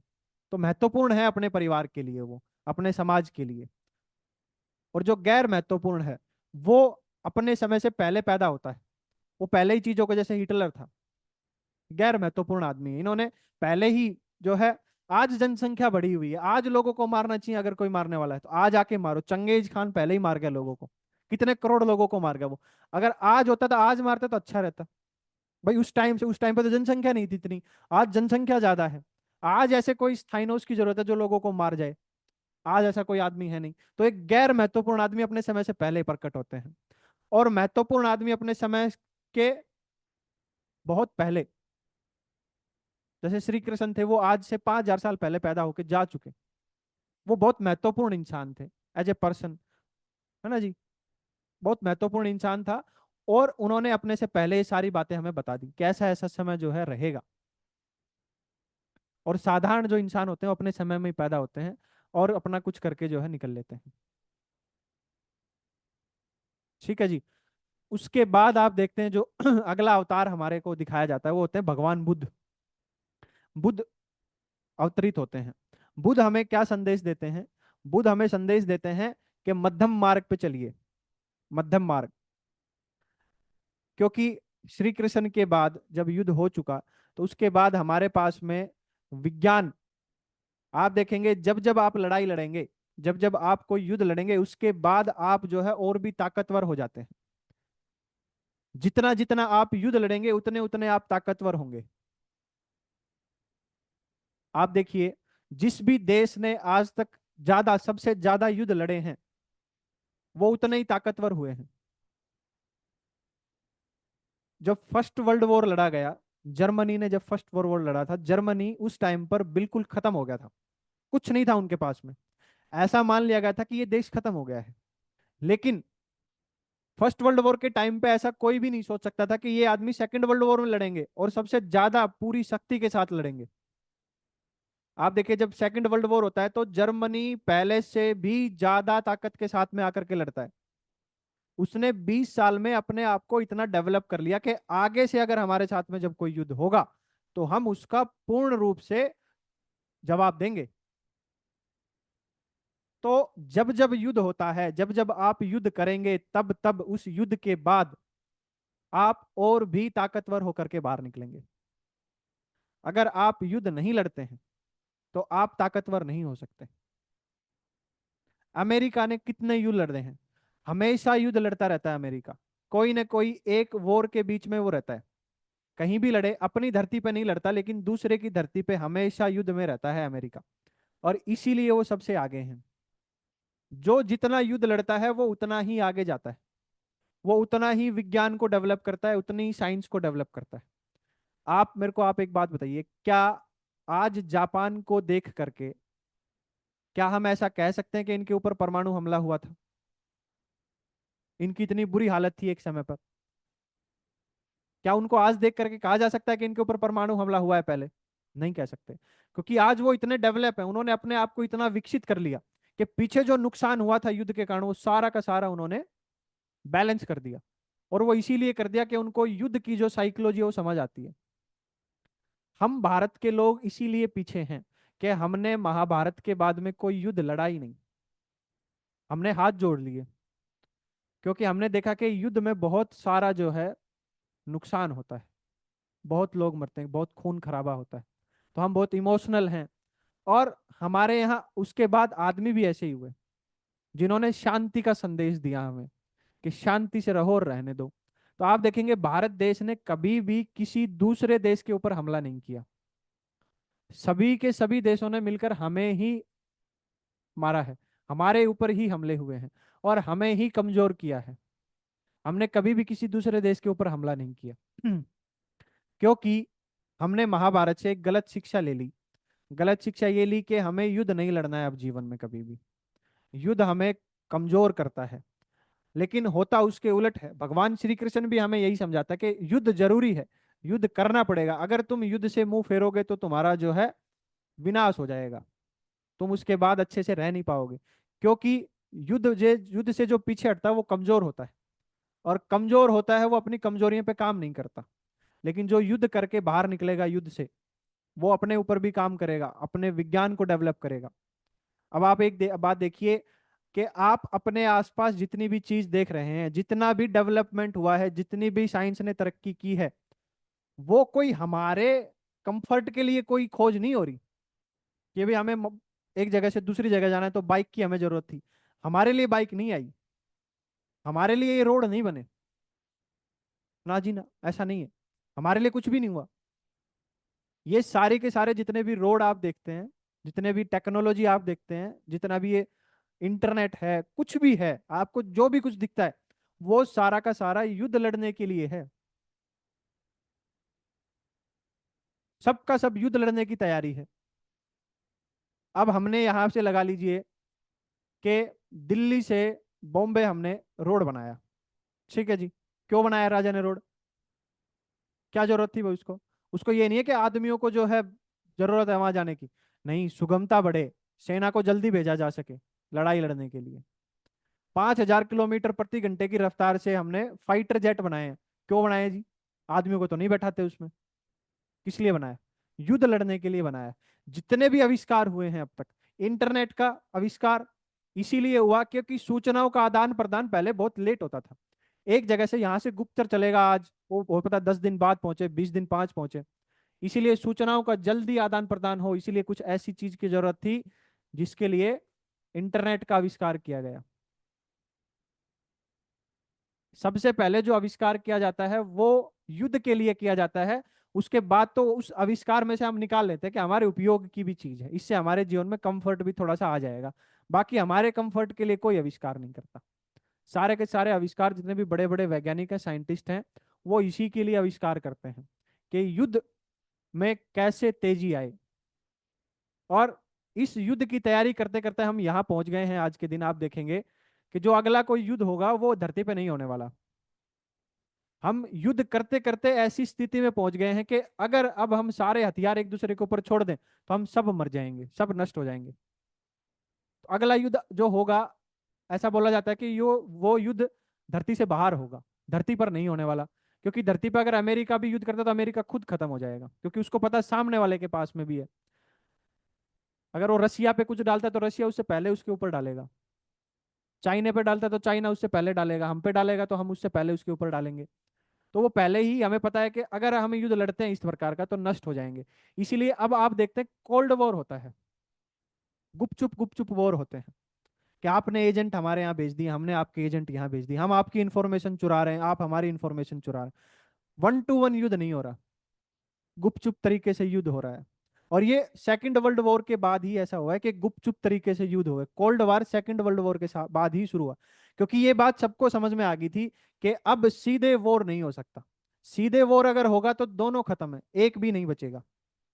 तो अगला जो युद्ध होगा वो धरती से बाहर होगा, और उसी की तैयारी चल रही है कि धरती से बाहर युद्ध कैसे लड़ा जाए। क्योंकि आप लगाइए, सुपोज कीजिए अगर चंद्रमा के ऊपर, अभी तो सबसे पहला जो हमारा टारगेट है वो चंद्रमा ही है, कि चंद्रमा के ऊपर जो सबसे पहले झंडा गाड़ेगा, सारा विश्व उसी को सलाम करेगा, उसी को प्रणाम करेगा कि आप ही हैं सबके देवता। क्योंकि चंद्रमा के ऊपर अगर आपकी परमाणु मिसाइल लगी हुई है तो आपको उसको छोड़ने के लिए ज्यादा किसी की जरूरत नहीं है, क्योंकि हमारी धरती तो वैसे ही सामने आती रहती है उसके, हमारा देश घूम घूम के सारा दिन उसके सामने तो आते ही रहते हैं, तो वो उसके निशाने पर है हमेशा। तो इसीलिए जो बुद्ध जो अवतरित होते हैं वो हमें सिखाते हैं कि अब आप बैलेंस से रहिए, आप आध्यात्मिक भी रहिए और आप मटेरियल भी रहिए, मध्यम मार्ग से चलिए आप। ठीक है जी। क्योंकि बुद्ध के टाइम पे आप देखेंगे कि हम खूब सारी हमारे पास में संपन्नता है, युद्ध की और शांति की बात हमें समझ आती है, भगवान श्री कृष्ण हमें समझा के जा चुके हैं। बुद्ध आए हैं, वो कहते हैं कि मध्यम मार्ग से चलिए, अब आपके पास में सब कुछ है, लड़ाई झगड़ा करने की कोई जरूरत है नहीं। ठीक है जी। तो गीता, मैं ये अवतारवाद की धारणा से आपको सिर्फ इतना समझाने की कोशिश कर रहा था कि हमारा जो समय है, आज का जो समय है, और भगवान श्री कृष्ण जब गीता सुना रहे हैं, गीता का ज्ञान जब उपदेश दे रहे हैं, वो जो समय है वो एग्जैक्टली सेम टाइम है, आज का भी वही समय है जो आज से 5,000 साल पहले था। तो उनके पास में भी परमाणु हथियार थे, हमारे पास में भी परमाणु हथियार हैं, उनके पास में भी वो सारी टेक्नोलॉजी थी जो आज भी हमारे पास में नहीं है, उनके पास में सारी टेक्नोलॉजी है। भाई आप देखिए, उनके पास में संजय है, संजय यानी कि जो एक जगह बैठ करके कहीं का भी देख लेता है।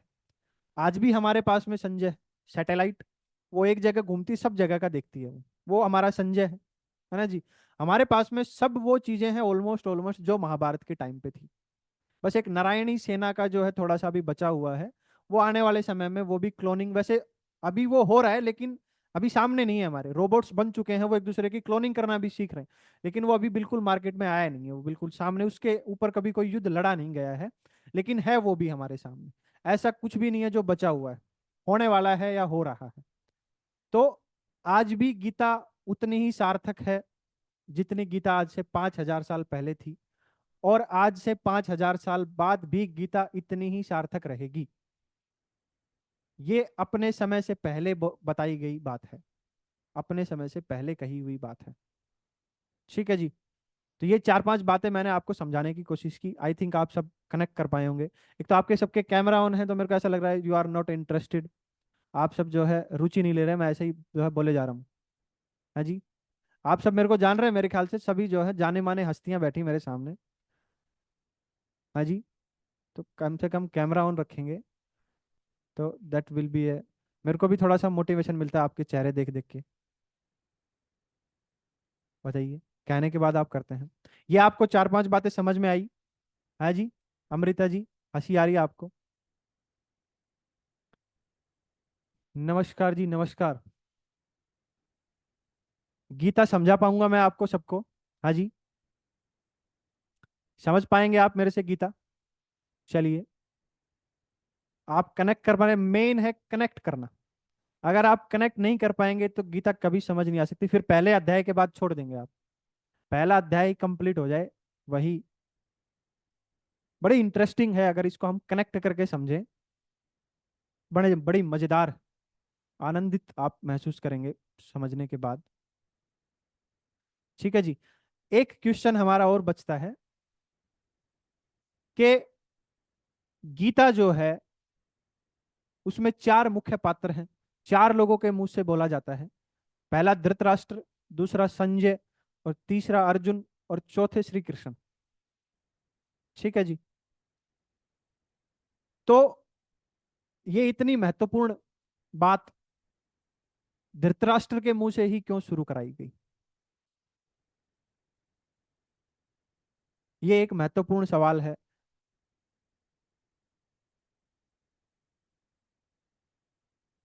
ठीक है जी। ये इतने महत्वपूर्ण आदमी क्यों हो जाते हैं हमारे लिए कि इतनी अच्छी बात, इतनी अच्छी किताब वो एक अंधे आदमी के मुंह से शुरू कराई गई, जो कि अधार्मिक है, जिसको पता है कि मेरे बेटे गलत हैं और गलत रास्ते में हैं, गलत पक्ष में हूं मैं, और हमारा हक भी नहीं है जिसके लिए हम लड़ रहे हैं, उस आदमी के मुंह से क्यों शुरू कराएगी, जो आंख से अंधा है लेकिन है तो राजा वो? तो ये एक महत्वपूर्ण सवाल है, इस सवाल का हम सिर्फ इसी सवाल के बारे में बात करेंगे, बाकी फिर हम बाद में शुरू करेंगे गीता को। आज ये हम पहले जो श्लोक है उसको हम समझेंगे, आज हम श्री गणेश करेंगे, उसके बाद हम वन बाय वन हर एक चीज को लेकर के चैप्टर वाइज समझेंगे। ठीक है जी। ये तो आज मैं मतलब आप लोगों के साथ में रखना चाह रहा था कि मैं समझा पाऊंगा कि भी आपको नहीं समझा पाऊंगा। मैं आपको लास्ट में आपसे रिव्यूज लूंगा, आप अगर बोलेंगे कि हाँ जी समझ में आया, कनेक्ट कर पा रहे हैं, तो हम फिर आगे चलेंगे, नहीं तो फिर हम नहीं चलेंगे। तो पहला श्लोक जो है उसमें धृतराष्ट्र बोलते हैं कि हे संजय, धर्म क्षेत्र कुरुक्षेत्र में इकट्ठा हुए मेरे कौरव पुत्र और पांडु के जो पुत्र हैं, वो जो युद्ध की इच्छा से वहां इकट्ठे हुए हैं, वो वहां पे क्या कर रहे हैं। ठीक है जी। तो सबसे पहला सवाल तो यही है कि ये अंधा आदमी क्यों इस इतनी पवित्र कविता को शुरू कर रहा है, इतने अच्छे संवाद को एक अंधा आदमी शुरू क्यों कर रहा है, क्यों कर रहा है। तो आप देखेंगे कि धृतराष्ट्र की जो मनोस्थिति है, जिस तरह का उसका मन है, जिस तरह की वो पर्सनैलिटी है, उसी तरह की पर्सनैलिटी हम सब भी हैं। हम सबके अंदर भी एक सवाल है, हम सबके अंदर भी एक जिज्ञासा है। हर आदमी के अंदर एक जिज्ञासा होती है। और आदमी अंधा और ना अंधा सिर्फ ये जो आंखें हम जिससे देख पा रहे हैं इससे नहीं होता। योग कहता है कि आदमी की एक अंदर बहुत गहरे में भीतरी आंखें होती हैं, जिससे पता किया जा सकता है कि वो अंधा है कि नहीं है। तो धृतराष्ट्र जो है वो सिर्फ इस बात के सूचक हैं कि वो अंधा है। वो हमें ये बता रहे हैं कि हम सब भी अंधे हैं। जो इस गीता को पढ़ने आया है वो सब अंधे हैं। उन सब के अंदर एक जिज्ञासा है, वो उस जिज्ञासा को शांत करना चाहता है। इसीलिए वो उस संजय से पूछ रहा है। संजय से क्यों पूछ रहा है? क्योंकि उसकी अंदर की आंखें काम करती हैं। संजय की तो आंखें हैं ना जी, जो कहीं का भी देख लेती हैं। इसीलिए वो संजय से पूछ रहा है, और इसीलिए संजय को वहां बैठाया गया है। धृतराष्ट्र अंधा आदमी है और जिज्ञासा करता है, वो देख नहीं पा रहा है। हम भी अंधे हैं, हम भी कहाँ देख पा रहे हैं, हम भी नहीं देख पा रहे हैं। तो इसीलिए, सिर्फ इसीलिए, यही बात समझाने के लिए हमें कि आप भी अंधे हैं और आप भी जिज्ञासा लिए हुए हैं, और उसी जिज्ञासा के साथ आप गीता को पढ़ने के लिए आए हैं, समझने के लिए आए हैं। तो ये जो अंधा आदमी जिज्ञासा कर रहा है, और हर अंधा आदमी देखना चाहता है जो वो देख नहीं पाता है। हम भी देखना चाहते हैं जो हम नहीं देख पा रहे हैं, हमारी भी जिज्ञासा है। हम भी वो देखना चाहते हैं जो हमें नहीं दिख रहा है।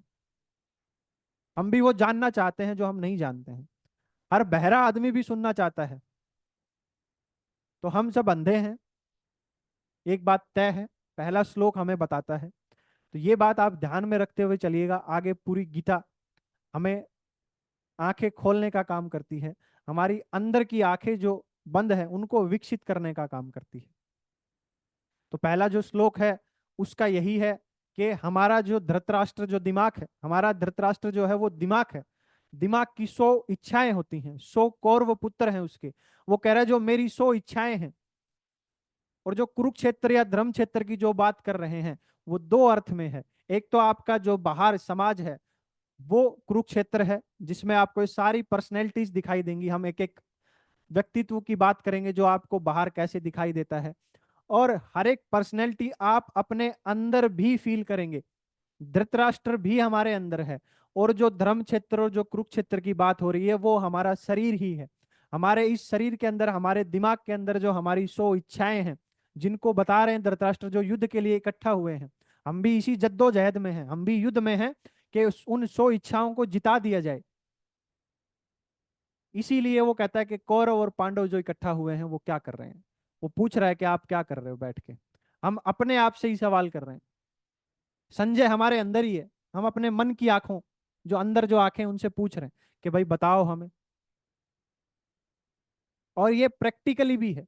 बाहर भी आप देखेंगे, जो भी आदमी होता है वो अंधा है, वो पूछ रहा है, पूछता फिर रहा है, जानना चाहता है वो क्या हो रहा है, क्या होगा मेरे साथ में। मेरा भविष्य बता दीजिए, मेरा भूतकाल बता दीजिए, है ना जी। एस्ट्रोलॉजर के पास आदमी जाता है तो वही पूछता ना जी कल क्या होगा।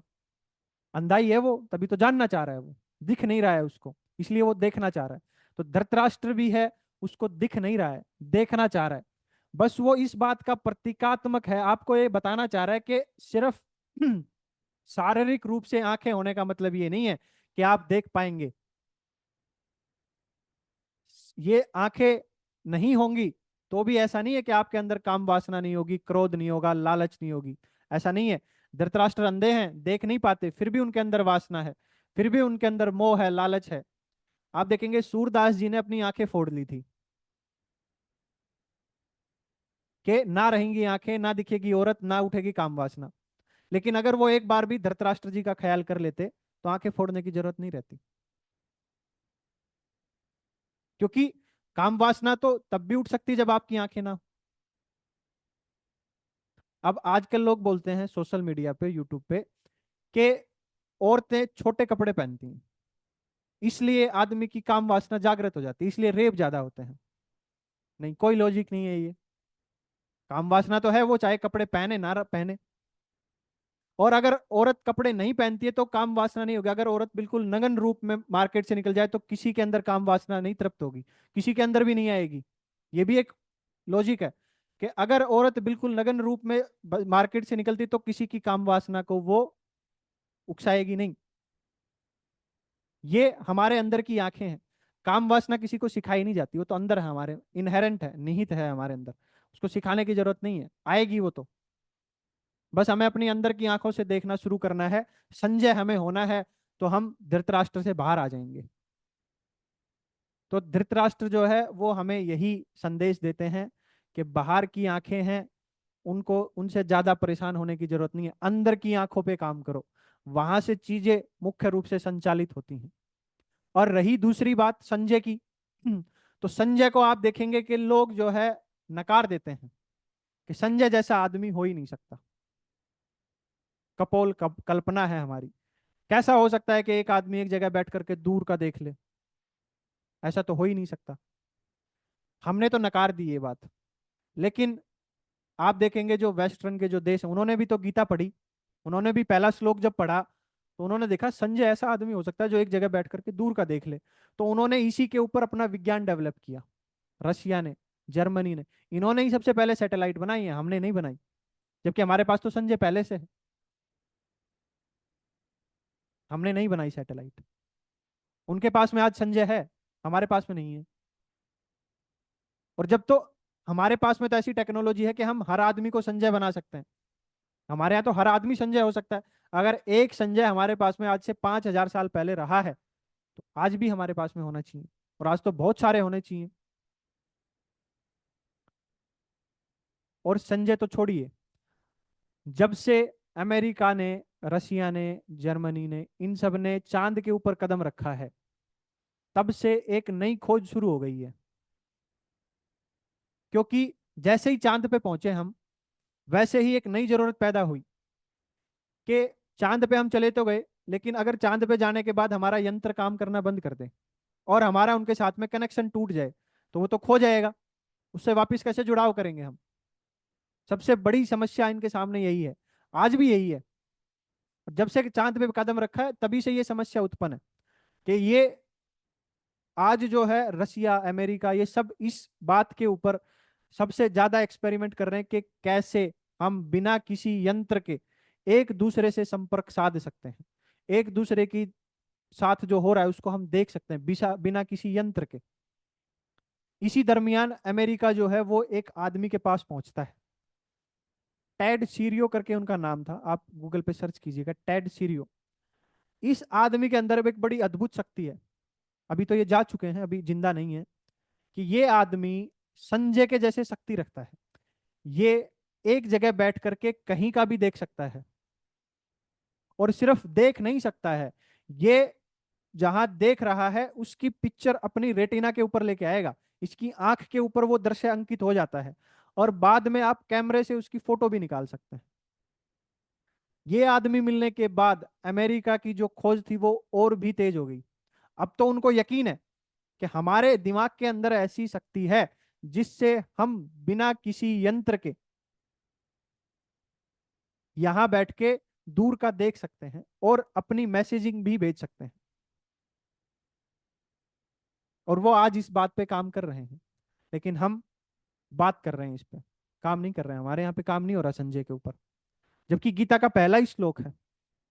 लेकिन हमारे यहाँ इस तरह का कोई काम नहीं हो रहा, क्योंकि हमने इनको सबको झूठ समझ लिया कि किसी ने ऐसे ही लिख दिया सुबह उठ के, पता नहीं कौन क्या था, ऐसा थोड़ी ना हो सकता है कि एक जगह बैठ के आदमी दूसरे के दूर का बता देगा, नहीं हो सकता। लेकिन उसको अगर आप साइंटिफिक तरीके, साइंटिफिक भी अगर आप देखने जाएंगे तो भी वो चीजें पॉसिबल हैं। हमारे ग्रंथों में कोई भी ऐसी एक बात नहीं लिखी गई है जो लॉजिकल ना हो, साइंटिफिक ना हो, या आध्यात्मिक ना हो। अध्यात्म साइंस से परे होता है। तो साइंस से अगर वो परे है तो वो साइंस के तो सारे सवालों के जवाब पहले देगा ही देगा, तभी तो वो परे होगा। भाई साइंस से परे कौन हो सकता है? जो पहले साइंस को जांच चुका है, परख चुका है, तभी तो वो साइंस के परे जाएगा। तो अध्यात्म कहते हैं साइंस के परे है। लेकिन हमें जो है गुमराह किया गया कि आप जो है अलौकिक बातें करते हैं, दूसरे किसी लोक की बात करते हैं। आप यहाँ रहते ही नहीं हैं आप मनुष्य जीवन में, लेकिन बात करते हैं आप स्वर्ग जाने की, परमात्मा के पास जाने की। सांप सफेरों का देश है आपका, काय खाक आदमी हो बोला तुम। वो इसलिए किया गया क्योंकि हम इनको पढ़ना छोड़ दें, हम अपने पूर्वजों ने जो हमें चीज दी थी उनको भूल जाएं, हम इनकी बातों को समझने लग जाएं, इनकी बातों को पढ़ने लग जाएं। तो संजय जो हैं वो आज भी हैं हमारे बीच में, और आगे भी होंगे, और हम भी हो सकते हैं। हमारे दिमाग में इतनी सारी अनपोटेंशियल पावर हैं जो हमें ज्ञात भी नहीं है। तिब्बत में बहुत सारे ऐसे लोग हुए हैं जो दीवार के आर पार, जमीन के आर पार देखने में सक्षम हुए हैं। बहुत सारे लोग हुए हैं ऐसे जो जमीन के पार, दीवार के पार, मैटर के पार देख सकता है। और ऐसी शक्तियां उत्पन्न करना कोई ज्यादा बड़ी बात नहीं है। कुछ दिन की मेहनत, प्रैक्टिस के साथ में ऐसा किया जा सकता है। लेकिन अभी हमारे पास में वो एक्सपेरिमेंट नहीं है, हमारे पास में वो परीक्षण नहीं है, वो टीचर नहीं है, आचार्य नहीं है जो हमें इस बारे में ज्ञान दें, पढ़ाएं और हमें सशक्त करें। आप देखिए, वेस्ट में और ईस्ट में एक मुख्य अंतर है, एक ही मुख्य अंतर है कि वेस्ट ने मंत्र, फार्मूले को अलग से डिफाइन किया, मंत्र से उन्होंने यंत्र बनाया, और यंत्र से उन्होंने तंत्र विकसित किया। ठीक है जी। जैसे उन्होंने संजय को फार्मूला समझ लिया, फॉर एग्जाम्पल, संजय को फार्मूला समझ के उन्होंने सैटेलाइट यानी कि यंत्र बनाया। ठीक है जी। और उस सैटेलाइट यंत्र को बनाने के लिए उन्होंने एक पूरा तंत्र का निर्माण किया, पूरी व्यवस्था उन्होंने बना दी। ठीक है जी। उन्होंने इन तीनों को अलग अलग देखा। लेकिन ये वेस्ट की थ्योरी है, वो तीनों को अलग अलग देखते हैं। वो पहले फॉर्मूले पे काम करेंगे, फिर यंत्र बनाएंगे, फिर तंत्र क्रिएट करेंगे। हमारे देश में हम शरीर को ही मंत्र मानते हैं, शरीर को ही तंत्र मानते हैं, और शरीर को ही यंत्र की तरह काम करते हैं। अगर ये तीनों चीज हमारे में हो जाए तो हम ही संजय है ना जी। हम ही देख पाएंगे, हमें किसी की चीज की जरूरत ही नहीं है। हम यहीं बैठे बैठे हो सकते हैं। तो पहला श्लोक जो है हमें यही समझाने की कोशिश करता है कि ये जो दो आंखों से हम देख पा रहे हैं, यही दो आंखें नहीं है हमारी। हमें अपने संजय से पूछना है कि हमारे शरीर के अंदर, हमारे दिमाग के अंदर जो हमारी 100 इच्छाएं हैं, और जो हमारे 5 पांडव, 5 ज्ञानेंद्रियां, उनके बीच में जो द्वंद्व चल रहा है, जो लड़ाई चल रही है, जो कुरुक्षेत्र जो मैदान है, उसके अंदर जो लड़ाई है, उसमें क्या हो रहा है। हमारा दिमाग हमसे सारा दिन अपडेट मांगता रहता है। आप सारा दिन अपने आप से पूछते रहते हैं कि क्या किया तुमने। पूछते हैं ना हम, सुबह शाम दोपहर पूछ ही लेते हैं कि क्या किया भाई तुमने, तुमने क्या सोचा था, कितनी इच्छाएं तुमने पूरी कर ली। उन 100 इच्छाओं में से कितनी तुम्हारे पास हैं, कितनी तुम्हारी मर गई। तो वही धृतराष्ट्र जो है पहले ही श्लोक में हमसे पूछते हैं, अपने आप से पूछ रहा है, संजय से पूछ रहा है, अपनी भीतरी आंखों से पूछ रहा है कि भाई बताओ क्या हो रहा है वहां पे। ठीक है जी। इसी के साथ मैं आज अपने शब्दों को विराम करता हूँ। इससे जो नेक्स्ट है, हम अगले वीक सेम डे थर्सडे को हम समझेंगे। ठीक है जी, अगर आप सबकी इजाजत होगी तो। ठीक है जी। अभी वन बाय वन आप मेरे को बताइए किनको क्या एक्सपीरियंस रहा, ताकि मेरे को पता लगे मैंने कितने अच्छे से एक्सप्लेन किया। क्योंकि मेरे को तो समझ में आता है, मैं जो बोलता हूँ मैं समझ लेता हूँ, लेकिन जरूरी है कि सामने वाला समझे। सबसे पहले कौन बताना चाहेगा? हैंड रेज कर लीजिए आप।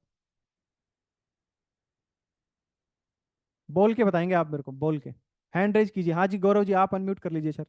और अभी कोई जाएगा नहीं, 36 से यहीं बैठे रहेंगे आधे घंटे। हाँ जी गौरव जी। हाँ जी सर, जो आपने ये मतलब 5,000 साल पहले की जो बात की है कि उस वहाँ का जो टाइम था और यहाँ का आज का जो टाइम है, वो बिल्कुल सेम है। वो तो हाँ, वो जब रामायण या महाभारत सीरियल भी हम देखते थे, तब भी वो कहते थे कि जैसे मतलब वो यहाँ से इधर से तीर छोड़ा, उन्होंने तीर छोड़ा, आपस में वो टकराए। तो वो जैसे अब मिसाइल्स हैं, अर्थ जी। टू अर्थ मिसाइल्स के तौर पे हम लोगों ने पहले वेस्ट ने डेवलप की। अब हम्म। इंडिया के पास भी वो मिसाइल्स वो बना रहे हैं। जी। तो मतलब ये सब चीजें, और एक बार है जो आपने वो एवोल्यूशन के बारे में बताया, वो मुझे शुरू शुरू में समझ नहीं आ रहा कि आप क्यों बता रहे थे। लेकिन बाद में मुझे समझ आया कि वो रिलेट करने के लिए आप उस चीज को सारा एक्सप्लेन कर रहे थे। जी। तो ये आपको मुझे, सर समझ में आया गौरव जी? हाँ जी, अच्छा है, कंटिन्यू करना चाहिए हमें इसको। बिल्कुल करना चाहिए सर। चलिए सर, बहुत बहुत धन्यवाद Gaurav ji. Thank you so much. आप अनीश जी, आप अनम्यूट कर लीजिए sir. Sir Radhe Radhe. Radhe Radhe ji, Radhe Radhe. Sir सच पूछिए तो भगवत गीता मुझे पहले तो कुछ समझ में आती नहीं थी। जी। समझ में इसलिए नहीं आती थी कि मैं, आप जो बोल रहे हो, मैं थोड़ा डिफरेंट चीज बात कर रहा हूँ।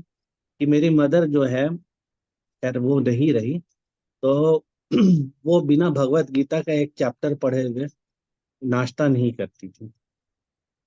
और उनको ब्रेस्ट कैंसर था, तकलीफ बहुत होती थी। और मैं उनको यही बोलता था कि दवाई खा लो, खाना खा लो, पर वो जब तक एक चैप्टर ना पढ़ ले तब तक वो करती नहीं थी। और मैं उनको एक ही चीज बोलता था कि क्या फायदा इतना पूजा पाठ करने के बाद भी आप इस तकलीफ में। उनको खैर हमने बताया भी नहीं था कि उनको कैंसर है, और ये कोरोना के टाइम की बात थी। हम्म। तो सर, मैंने पहली बार किसी को अपने आंख के सामने में अपना देह त्याग करते हुए देखा, वो मेरी मदर थी। वो जो चीज नहीं खाती थी वो उस दिन खाई, मेरे बेड पर ही सोई सुबह से लेके शाम तक में। और फिर एकाएक बोलती है कि मन अच्छा नहीं लग रहा है, जाके पता करो कि मेरा कैसे देह त्याग होगा, प्राण कैसे निकलेंगे। हम्म। और मैं इधर उधर से वापस आ जाता था तो मुझे डांटती थी। तो फिर मैंने उन बगल में आंटी थी, उनसे पूछा। फिर पंडित जी के पास में गए, उन्होंने बोला कि आप एक गाय की मूर्ति लेके आओ, चांदी की। और जो इनको फल पसंद है और मिठाई पसंद है वो लेके आओ। और उस समय ये शिवरात्रि का ही टाइम था। सर, अपने आंख के सामने उन्होंने बेड बिछवाया। बोले तुम लोगों को तो कुछ अक्ल भी नहीं है कि क्या करना क्या नहीं करना है। पैर में रॉड थी, रॉड पता नहीं चला कि वो किस तरह से बैठी, किस तरह से, और 2 मिनट में हमारे आंख के सामने में प्राण त्यागा। और बहुत अच्छे तरीके से त्यागा। मतलब कहने का ये मतलब है कि सर, मैं इसको रिलेट इसलिए कर रहा हूँ क्योंकि इतने तकलीफ के बाद भी उन्होंने वो गीता को नहीं छोड़ा, और जाते समय भी वो बड़े प्यार से गई। उसके बाद से मैंने गीता पढ़ना चालू किया सर। मतलब जी। जो चीज मैं नहीं करता था वो चीज किया। और इसमें बहुत सी ऐसी चीजें हैं जो अगर आदमी ठंडे दिमाग से पढ़े, सोच के पढ़े, समझ के पढ़े, तो उसको सब चीज का जवाब मिलेगा ही मिलेगा। बिल्कुल सर। ये है। सर बहुत बहुत धन्यवाद अनीश जी, और थैंक यू और सर। ये आगे चालू एकदम रखना सर, इसको तो छोड़ना नहीं है सर। मतलब ये तो जितनी बार आप करवाओगे उतनी बार नई चीज समझ में आएगी सर। ये सब कल आपके आप हाथ में यही है। कल आप यही चीज बताओगे सर तो उसका नजरिया ही कुछ दूसरा होगा समझने का। जी जी जी। तो जितनी बार आदमी पढ़े हर बार उसको कुछ ना कुछ नया चीज समझ में ही आएगा। बिल्कुल बिल्कुल सर, बिल्कुल। Thank you sir, thank you Anish ji, बहुत बहुत धन्यवाद। आप अनम्यूट कर लीजिए बीना जी। प्रणाम सर। प्रणाम बीना जी, प्रणाम। सर आपने जो अभी बताए वो तो बहुत सारे ज्ञान था। और पहले का ज्ञान जो हम लोग को नहीं मालूम है वो सब छोटी छोटी चीजें अभी पता चल रही है। भले मैं जैन हूँ, अलग में हूँ, लेकिन गीता क्या है, वो तो सबके लिए है। सबका कनेक्शन कुछ ना कुछ, किधर ना किधर वो ज्वाइंट हो ही रहा है। तो वो ज्ञान तो जितना लोगे उतना कम है। और हमारी जो संस्कृति है उसमें ज्ञान तो बहुत जरूरी है सर। और ये समय में तो, अभी कलयुग में तो बहुत जरूरी है। बिल्कुल क्योंकि बिल्कुल। हमारे बच्चे जो वे में जा रहे हैं वो अलग ही वे जा रहे हैं अभी। वो किसके हम्म। भी बच्चे हो, तो ये जो हम लोग सीख रहे हो, हम हमारे बच्चे को भी बता सकते हैं कि देखो ये हम लोग करेंगे तो वो देखेंगे तो वो भी करेंगे। हम्म। भले 100% नहीं करे, 50% तो करेंगे। जी जी जी, बिल्कुल बिल्कुल मैम।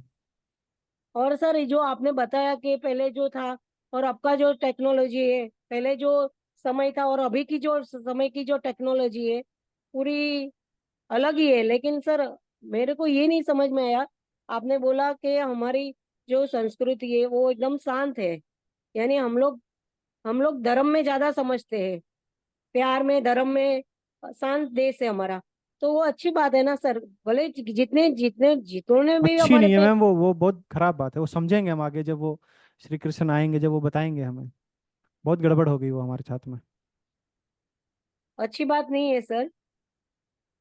युद्ध से अब तो भागने लग कोई, गए मैम, हम युद्ध करते नहीं हैं।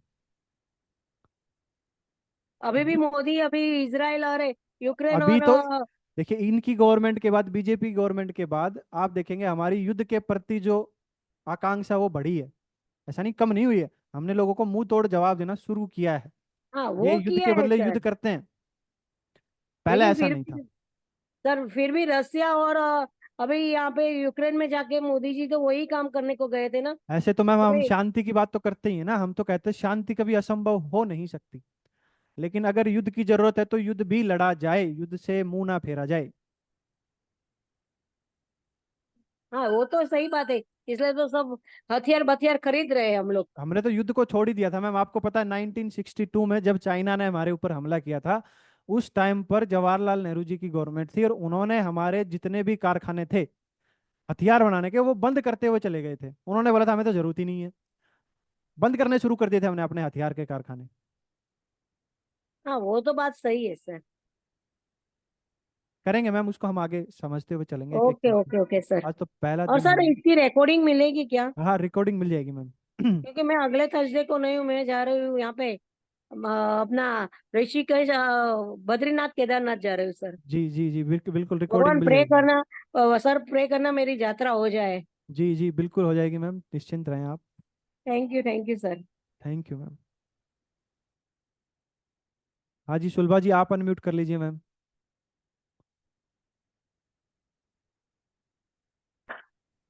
राधे राधे सर राधे जी। राधे सुलभा जी, राधे राधे।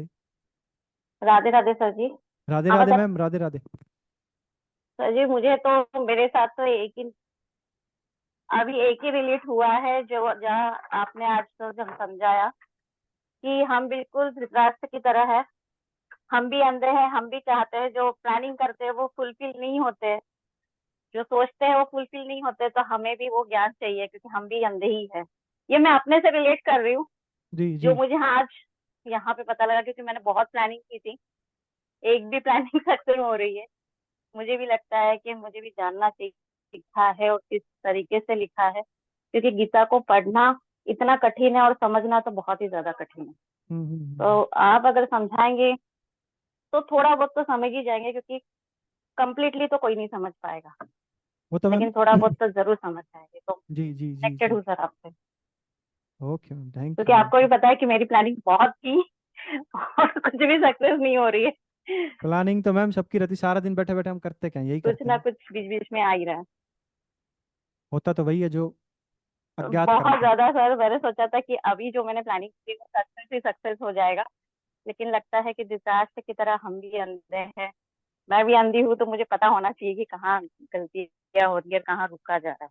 जी जी, बिल्कुल बिल्कुल। Thank you sir. Radhe Radhe. Thank you ma'am.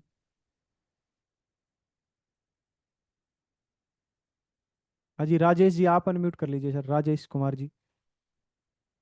नमस्कार सर। नमस्कार राजेश जी, नमस्कार। सर बहुत अच्छा लगा आपने जो इतना अच्छी तरीके से बताया।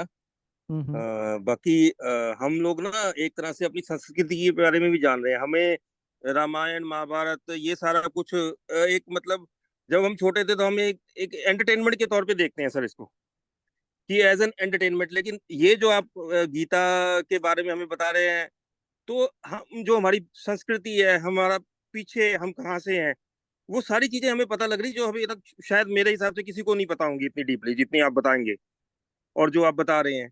तो ये बहुत अच्छा लग रहा है। बाकी आपकी ग्रिप तो मैं पहले भी कहता हूँ कि आपकी बताने की जो विधि है वो बहुत ही यूनिक है, कि हर किसी को बड़ी सरलता से वो चीज समझ में आ जाती है। और मेरे हिसाब से जितनी सरलता से और जितने अच्छे तरीके से आप समझाते हैं, तो हर किसी को बड़ी ही आसानी से वो चीज समझ में आती है सर। तो बाकी हम तो चाहेंगे ये पूरा आपका सेशन जितना भी है गीता का चले, और मैं तो कंटिन्यू करूंगा ही करूंगा। लेकिन बहुत अच्छा है सर, आप इसको कंटिन्यू रखिएगा। और हम भी जाने की मतलब हमारी संस्कृति, हमारी बैक हिस्ट्री क्या है, जो जी कि हमें जी। नहीं पता, क्योंकि हम अपनी इस दुनियादारी के चक्कर में इतने घुमे हुए हैं, इतने फंसे हुए हैं, कि हमें इन चीजों की जानने की कभी इच्छा ही नहीं हुई, ना हमने कभी जानना चाहा। तो अब आपसे जुड़े हैं तो हम इस चीजों के बारे में भी जानेंगे। तो ये तो हमारा हम कहेंगे कि बहुत अच्छा सौभाग्य है कि हम आपके साथ जुड़े हैं और इन चीजों को जान रहे हैं। और क्योंकि साथ में यही चीजें जानी है सर, आपके आपके पुण्य अच्छे और बुरे कर्म, बाकी कोई जी चीज आपने साथ में नहीं लेके जानी। बिल्कुल सर। और रिश्ते नाते जो भी यहाँ बने हुए हैं वो यहीं के हैं सर। जी इन्होंने ना आपके साथ रहना है ना आपके साथ जाना है। तो जो आपके अच्छे कर्म, जो आपके बुरे कर्म, वही साथ चलेंगे। बिल्कुल सर। बस यही है। अब रावण है, रावण के ने एक बुरा कर्म किया था, उसको लोग बुरे कर्म से जानते हैं, उसी बुरे कर्म से। जी। उसके पास इतनी अच्छाइयां थी, उस बुरे कर्म ने उसकी सारी अच्छाइयों को खत्म कर दिया। हम्म। और लोग उसको उसी तरह जानते हैं, जबकि उससे बड़ा ज्ञानी, उससे बड़ा दानी कोई नहीं था। जी तो यही चीज है सर, हम अपनी हिस्ट्री को भी जाने, अपने पुरखों को भी जाने, हम हमारी उत्पत्ति कहाँ से, हम ये सब जान रहे हैं। तो ये तो हमारा सौभाग्य है कि हम आपसे जुड़े। और ये गीता का तो मैंने कई बार सोचा था कि मैं इसको पढूं, लेकिन वही हम लोगों को चाहिए होती है जहां हमारे एंटरटेनमेंट हो, जहां कुछ एक्साइटमेंट हो, हम उस चीज में आगे चलते हैं। तो इसलिए हम इन चीजों की तरफ जा ही नहीं सकते, क्योंकि ये एक धार्मिक चीज है। तो हम सोचते हैं अभी तो हमारी उम्र नहीं हुई है कि हम अभी धर्म कर्म के लिए, ये तो बुजुर्गों का काम है, ये हम्म। बूढ़ों का काम है। तो ये हमारी एक मेंटली सोच है सर। जी जी। तो और अब आप अपनी एज में इतना कुछ जानकारी रखते हैं, इतना कुछ करते हैं, तो ये अपने आप में ही एक एबिलिटी है कि आपने एक छोटी सी एज में इतना कुछ अपने ज्ञान प्राप्त किया। और आगे और पता नहीं कितना करेंगे, क्योंकि ज्ञान एक ऐसा है कि इसको हम जितना बढ़ाएं ये उतना बढ़ता जाएगा। ये डबल जी डबल से ट्रिपल, ट्रिपल से 6 गुना ऐसे होता जाएगा, बढ़ता जाएगा। इसकी कोई जी। जी सीमा नहीं है ज्ञान की। तो बाकी यही कहूंगा सर मैं, आप इसको कंटिन्यू रखिएगा और हम आपके साथ हैं, हम साथ ही रहेंगे आपके। तो इसको ठीक है जी। कैरी ऑन कीजिएगा सर प्लीज। ठीक है जी। Thank you sir. Thank you sir, thank you. हाँ जी, विशाल जी आप अनम्यूट कर लीजिए सर। जय माता दी सर। जय माता दी। विशाल जी कहाँ हैं आप सर? दिख नहीं रहे, बड़े दिन हुए आपके दर्शन हुए। जी जी जी सर, बिल्कुल। मैं बाहर गया हुआ था सर। उसके बाद से मैं जब आया तो मैंने फिर कंटिन्यू चालू किया है सुबह वाला। खैर पूजा तो मैं कहीं भी रहता हूँ तो मैं कर लेता हूँ, लेकिन वो जी। टाइमिंग जो है आपके साथ मैच नहीं हो रही थी, हाँ हाँ हाँ हाँ। इसीलिए। ओके। सर इसमें ये बोलना चाहूंगा, गीता हमने हमें जो है, आपने जैसे एक्सप्लेन किया कि अपने इनर सेंस जो है उसको डेवलप करने के लिए जो है, उसको जानने के लिए अपने अंदर क्या है हमारे, या आप ये बोल लीजिए कि हमारा जो जन्म हुआ है ये क्यों हुआ है, क्या उद्देश्य है उसका, या हम जो कर्म फल लेके आए हैं उसके मुताबिक मुताबिक हम लोग क्या कर रहे हैं, हम्म। उसको बहुत अच्छे से एक्सप्लेन किया गया है। गीता में हर चीजों का जवाब दिया हुआ है। अगर आप उसको अंदर की दृष्टि से अगर देखेंगे तो ये जरूर आपको जो है महसूस होगा कि आपके अंदर में कुछ बदल रहा है। आप अंदर से चीजों को जो है, अंदर मतलब अंदर की जो आंखें आपने बताई है वो एग्जैक्ट वही है।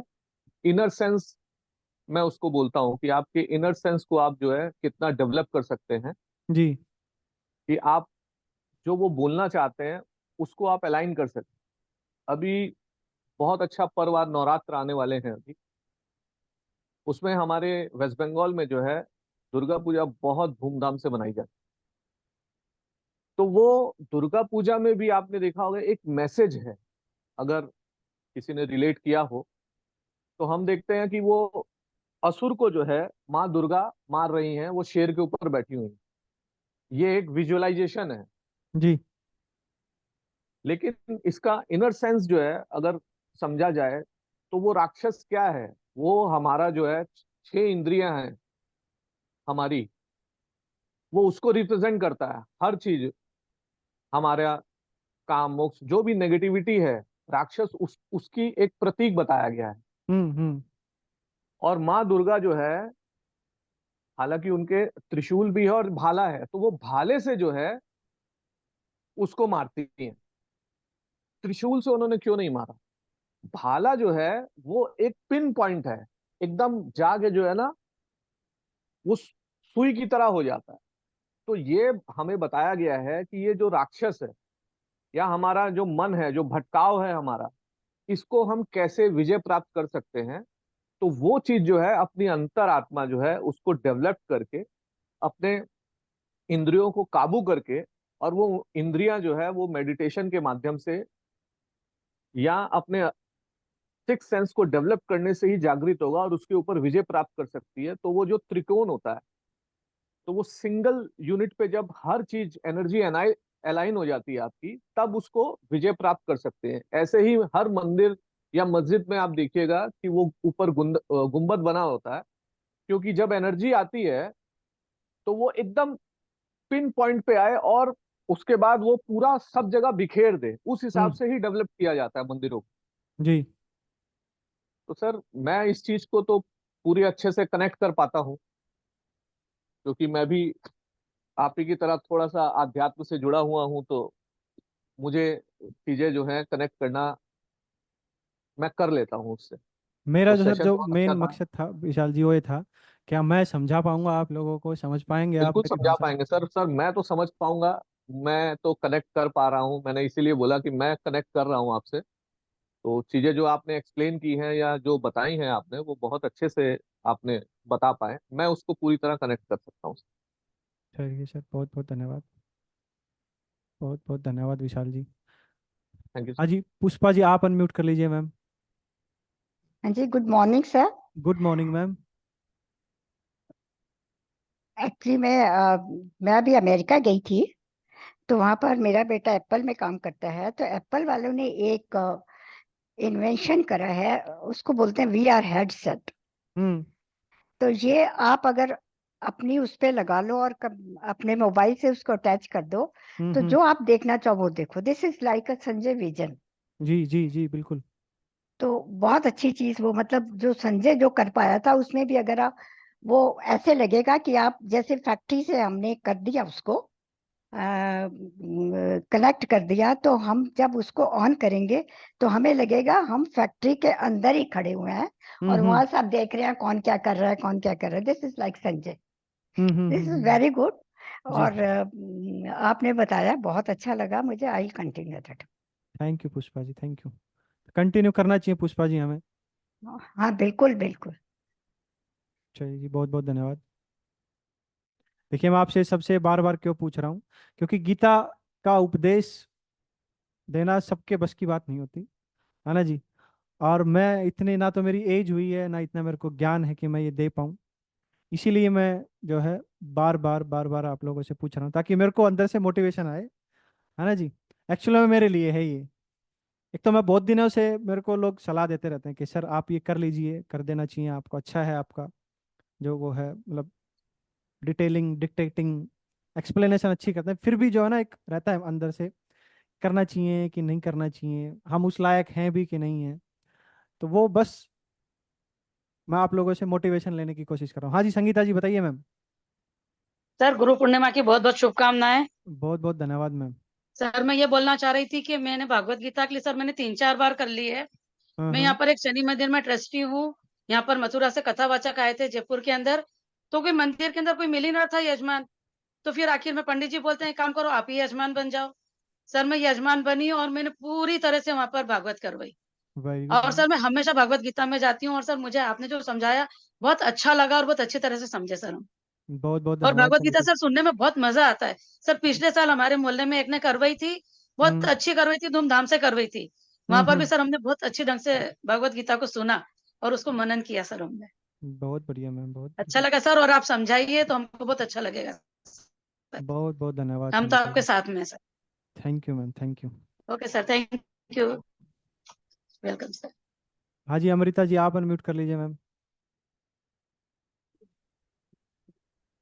सर बहुत अच्छा लगा। और मैं भगवत गीता मेरे पास घर में रखी है, लेकिन मैं बीच बीच में कभी कभी पढ़ती थी, ऐसे मतलब मन नहीं लगता है नॉर्मली। तो हम्म और मैं कुछ टाइम से सोच भी रही थी कि सर आप कुछ नया स्टार्ट नहीं कर रहे, हमारा हम अपना क्लास मिस कर रहे थे। तो मतलब बहुत अच्छा लगा, मतलब आपका पढ़ाने का मतलब समझाने का तरीका जो है ना, तो मतलब बाकी बहुत सारे लोगों के हमने वेबिनार्स वगैरह अटेंड किए हैं, तो अच्छा लगता है। तो हम समझ में आया, और आगे भी मैं कंटिन्यू करूंगी। ठीक है जी, वेरी गुड। ठीक है सर। ओके। आपके अनम्यूट अनम्यूट हो गए वापस। मैं मैनिफेस्ट कर रही थी सर कि आप कोई नया क्लास स्टार्ट करें और हमें ज्वाइनिंग आईडी भेजें। ओके ओके, आपकी मैनिफेस्टिंग पूरी होगी तो फिर। हाँ जी सर, क्योंकि हम वो जो फ्राइडे सैटरडे संडे का जो हमारा क्लास होता था ना, तो हम्म वो one of the best time होता था। तो वो टाइम तो अब मिस कर रहे थे हम, कि अब तो कुछ नया सीखने को कर सर, कुछ तो सिखाए नया कि हम अब वापस से स्टार्ट कर पाए। ये मैं एक्चुअल में थोड़ा सा ये रहता है कि मैं ज़्यादा एक्स्ट्रा बोलता नहीं, कि मैं जितना सिलेबस था वो पढ़ाया, खत्म किया। हम्म ज़्यादा कुछ मैं हम्म बातचीत करता हूँ नहीं, है ना। बोलते ना ज्ञान नहीं देता मैं ज़्यादा, इधर उधर की बातें नहीं करता। तो एक ये भी था कि कुछ बोला जाए। तो बहुत सारे लोगों को जैसे याद करते रहे सर, आपकी आवाज़ मिस करते हैं हम, ऐसे करते हैं वैसे करते हैं। एकदम। तो चलिए हम तो यहाँ से मैं भी अपना क्लास मिस कर रही थी, तो मैंने मैनिफेस्ट किया कि अब सर जरूर कुछ नया स्टार्ट करें, कि हम सर के साथ वापस कंटिन्यू करें। तो वापस से भगवान ने शायद मेरी प्रार्थना सुन ली, वापस आपने कुछ नया स्टार्ट किया, अब मैं कंटिन्यू करूंगी सर। बहुत अच्छा ठीक है। लगा, और आपका समझाने का तरीका तो वन ऑफ द बेस्ट है, उसमें कोई दो राय नहीं है। जी जी जी, धन्यवाद मैम, धन्यवाद। थैंक बहुत यू सो बहुत much thank sir, you thank ma'am. हाँ जी जगमोहन जी, आप अनम्यूट कर लीजिए सर।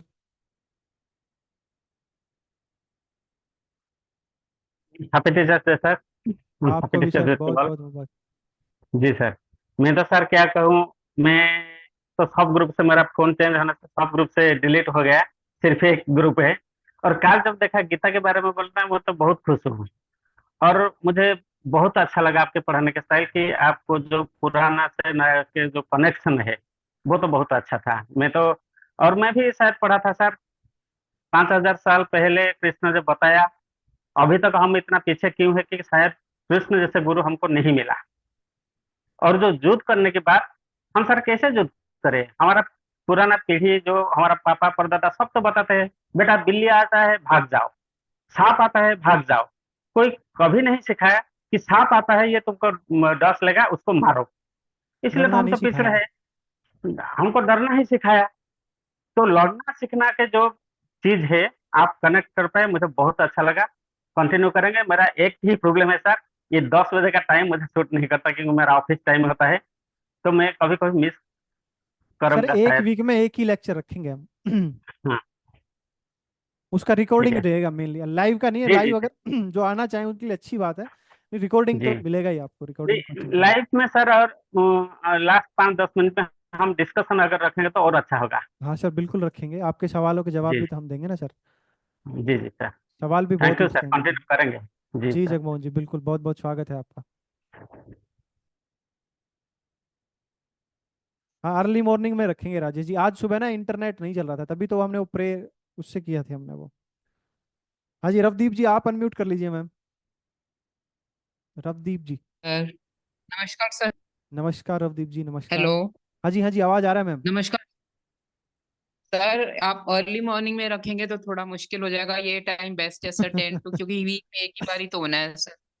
तो अर्ली मॉर्निंग में सर हमें भी अपना जैसे और भी पूजा पाठ होता है, तो आप एक बार ही देख लीजिए। मैं कहाँ जाऊँ रिक्वेस्ट है मैम। आप। नहीं नहीं सर, आप देख लीजिए, हम तो रिक्वेस्ट करें, बाकी मानना ना मानना तो सर आगे आपकी वो है। इट हाँ इज ये जस्ट माई रिक्वेस्ट। ठीक है मैम, करते हैं, हम कोशिश करते हैं इस बारे में। या सर तो फिर आपने हम। बहुत हाँ एक्सप्लेन जी। किया है सर, बहुत अच्छे एक्सप्लेन किया आपने। ओके। एंड सर आप एक बार आपने इनिशिएटिव ले लिया तो sir universe will guide you and support you to full ये जो आपने गीता का स्टार्ट किया है, क्योंकि एक बार आप एफर्ट डालते हैं तो आपको सर हर तरह से सपोर्ट मिलनी शुरू होती है। इट जी is just the first step which you have to take, जी जी तो जी सब अपनी बिल्कुल। जगह पे आ जाता है सर। और सर ये आपने बिल्कुल ठीक कहा कि we need to look inside our self, and जब हम अपने अंदर देखेंगे तो हम जो हमारे लाइफ के इश्यूज है उनको सॉल्व कर पाएंगे। एंड बाकी सर आपने बहुत अच्छा एक्सप्लेन किया, and you I think you should continue it. Okay ma'am, thank you Ravdeep ji, बहुत बहुत धन्यवाद। थैंक यू जरूर सर। हम इसको कंटिन्यू रखेंगे मैम। हाँ जी, कैलाश जी आप अनम्यूट कर लीजिए सर। हाँ राजेश जी, बिल्कुल सर।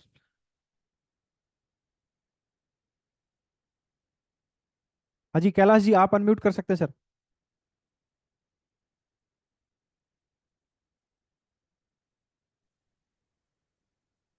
हेलो। हाँ सर, आ रहा है आवाज? हाँ सर आवाज आ रहा है, आप कहाँ हैं? हाँ, अभी दिख भी रहे हैं आप। दिख रहे हैं अभी? जी जी जी। हाँ sir, good morning, very good morning. कैसे हैं सर गुड आप? मॉर्निंग सर, मैं ठीक हूँ सर, एकदम फिट एंड फाइन, आप बताइए। एकदम sir, first class first class sir, सब कुछ ठीक चल रहा है। आपका मेडिटेशन के थ्रू सब कुछ अच्छा हो रहा है। जी मुझे कुछ और नहीं बोलना था, सिर्फ आपको face to face, one to one wishes wishes करना था। जी हैप्पी टीचर्स डे का। आप अच्छे बहुत टीचर्स हमें मिले, एंड जी थैंक यू सो मच। आज का सेशन भी बहुत बढ़िया था। थोड़ा सा सुना, थोड़ा बाद में रिकॉर्डिंग में सुन लेगा। जी जी ओके, मैंने और मेरे परिवार ने, हम लोगों ने सुना हुआ है, अच्छा लगा। ठीक, ऐसे करते रहिए सर, हमारे लिए कुछ नया नया, बहुत अच्छा लगेगा। जी जी बिल्कुल, बहुत थैंक बहुत यू सो मच। धन्यवाद Kailash ji, thank you so much. Thank you. हाँ जी प्रशंसा जी आप अनम्यूट कर लीजिए मैम। नमस्कार सर। नमस्कार प्रशंसा जी, नमस्कार। सर ये मेरे लिए एक मिरेकल जैसा है। मैं बड़े दिनों से सोच रही थी कि मुझे गीता पढ़नी है, लेकिन किसी ने बोला कि गीता बिना गुरु के नहीं पढ़नी चाहिए अपने आप हम्म से।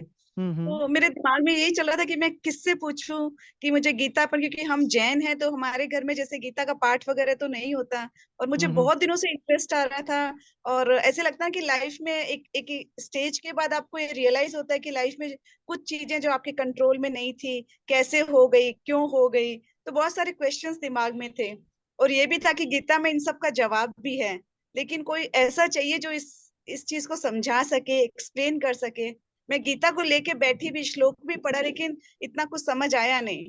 तो शायद ये यूनिवर्स तक मेरी इच्छा गई सर, और आपने उस इच्छा को पूरा किया। तो I am so so happy sir कि थैंक आपने ये यू मैम। गीता पढ़ाने का लिया है, स्टेप लिया है। हालांकि मैंने बहुत लेट ज्वाइन किया, मुझे मालूम भी नहीं था। मोबाइल हम्म। उठाते या मैसेज देखा और मैंने ज्वाइन किया। सो जो भी मैंने सुना सर, बहुत अच्छा लगा। सच में हमारी जो राइट है वही सब कुछ है। तो I am speechless sir. Happy teachers day. I am so so आपको ग्रेटफुल टू बहुत यू। बहुत धन्यवाद ma'am, thank you so much. Thank you sir, thank you so thank you much ma'am. Sir. Please आप continue. मैं connect तो कर चाहती पाए हूँ आप आप रोज प्रशंसा पढ़ाएं जी, गीता।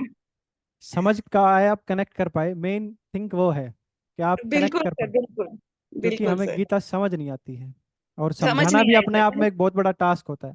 जी हर जी कोई सर। गीता पढ़ा भी नहीं सकता, समझा भी नहीं सकता हर कोई, वेरी ट्रू सर, वेरी है ट्रू। ना। थैंक यू सबको सो मच सर। सबको मैं तो थैंक यू। चाहती हूँ सर आप रोज गीता पढ़ाएं हमें। रोज तो नहीं हो पाएगा मैम, रोज तो फिर बोर हो जाएंगे आप। अभी अगले नहीं हफ्ते सर। का आपको वेट रहेगा, इंतजार रहेगा कि अगले हफ्ते हम बिल्कुल क्या सर, करेंगे, डेफिनेटली। है ना। डेफिनेट, थैंक है यू ना। Sir. Thank you ma'am. Thank you daily daily तो फिर गड़बड़ हो जाएगी, सर। जी सर। इतना समय भी नहीं होता ना सबके पास में, फिर डेली डेली आएंगे तो। True true sir. मैं अपनी एक्साइटमेंट में, वो मुझे वो गीता का इतने दिन से वेट था ना सर, कि कोई पढ़ाए, कोई समझाए। मैं किससे पूछूं, किसको अपना गुरु बनाऊं जो मुझे गीता समझा सके। तो शायद यूनिवर्स की से आया है सर ये रिप्लाई जी जी मुझे। जी जी बिल्कुल। बाकी थैंक यू। गीता पढ़ने के लिए हमें किसी गुरु की जरूरत नहीं होती, सेल्फ हेल्प बुक है ये, हम खुद भी पढ़ सकते हैं, किसी जरूरत नहीं है कोई हमें पढ़ाने वाला हो।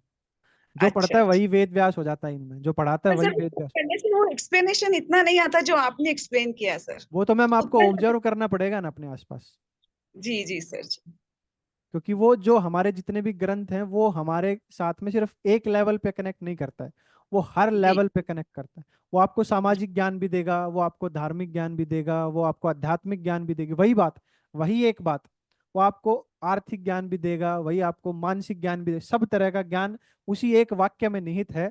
वो आपको ऑब्जर्व करना है स्टेप बाय स्टेप, कि ये मेरे को यहाँ पे कैसे कनेक्ट करना है, यहाँ पे कैसे कनेक्ट करना है, वो हमें कनेक्ट करना होता है। तो हमें सिर्फ लाइंस नहीं पढ़नी होती, बिटवीन द लाइंस भी हमें पढ़ना होता है। हाँ बिल्कुल सर। बिटवीन द बिल्कुल। लाइंस जब हम पढ़ेंगे तब हमें समझ में आती गीता। और जी बिटवीन द सर। लाइंस के भी ऊपर और नीचे बहुत कुछ सारी चीजें, उसमें जो एक एक शब्द है वो ऐसे ही नहीं लिखा हुआ, वहां पे ऐसे ही नहीं बताया ऐसे नहीं गया। लिखा सर, वही वो मर्म समझना है सर। जी। जी जी, वो है बात में। Thank you sir. Thank you ma'am, thank you so much. हाँ जी, साक्षी जी आप अनम्यूट कर लीजिए मैम।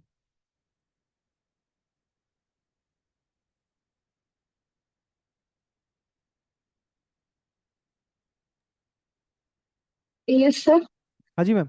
जो जो सर आपने बताया कि मतलब जो आपने बताया श्रीमद् भगवत गीता और भागवत गीता का जो आपने डिफरेंस बताया, वो मुझे सच में पता नहीं था।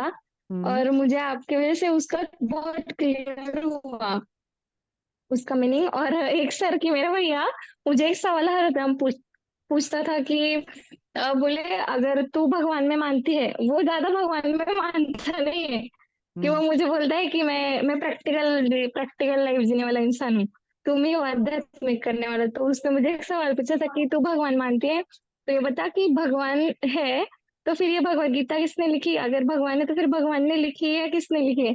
तो आज जो आपने मुझे क्लियर किया, अब मैं उस जवाब उसको दे पाऊंगी कि भगवान है और इसकी वजह से भगवत गीता लिखी गई है। जी तो ये बिल्कुल, सारी आप बातें मुझे पारुष्य है वो। क्लियर हुई। जी और जी। जो आपने बताया सर कि हमें with the flow of universe जाना चाहिए हमेशा, कि हमारे प्लानिंग के हिसाब से कुछ नहीं होता, वो तो मैं 2 साल में पूरा एक्सपीरियंस कर चुकी हूँ कि जो मैंने प्लान किया था मेरे एजुकेशन के बारे में, वो सब मेरा अलग हो गया। और जो अभी में हो रहा है वो यूनिवर्स के थ्रू हो रहा है, कि वो भगवान की इच्छा है मेरे लिए। और वो बेस्ट है। यस सर, वो सच्ची में बेस्ट है। हम जो जो मैंने सोचते प्लान हैं, किया था। अगर हमें सब कुछ जो सोच रहे हैं, जो हमने मांगा वो मिल जाएगा, तो भी समस्या में पड़ जाएंगे हम। तो किसी किसी दिन तो यस हम सर। मौत भी मांग लेते हैं कि हे भगवान उठा ले। हाँ, वो भी हुआ ही है। हाँ, अगर जो हम मांगते हैं सारा वो भी अगर वो देने लग जाएगा तो भी समस्या में आ जाएंगे हम, परेशान हो जी जाएंगे। सर। यस इसीलिए सर। तो कहते हैं कि आपने जो दे के वापस ले लिया उसके लिए भी धन्यवाद, और आप जो कभी नहीं देंगे उसके लिए भी धन्यवाद है। कहीं मांगा वो दे दे तो गड़बड़ हो जाएगी। जी। तो हमें फ्लो के साथ रहना चाहिए, अज्ञात के साथ बहते रहना चाहिए। बहुत बहुत धन्यवाद साक्षी जी। आपको thank you sir, happy teachers day sir. आपको भी मैम बहुत बहुत धन्यवाद आपका, थैंक यू सो मच।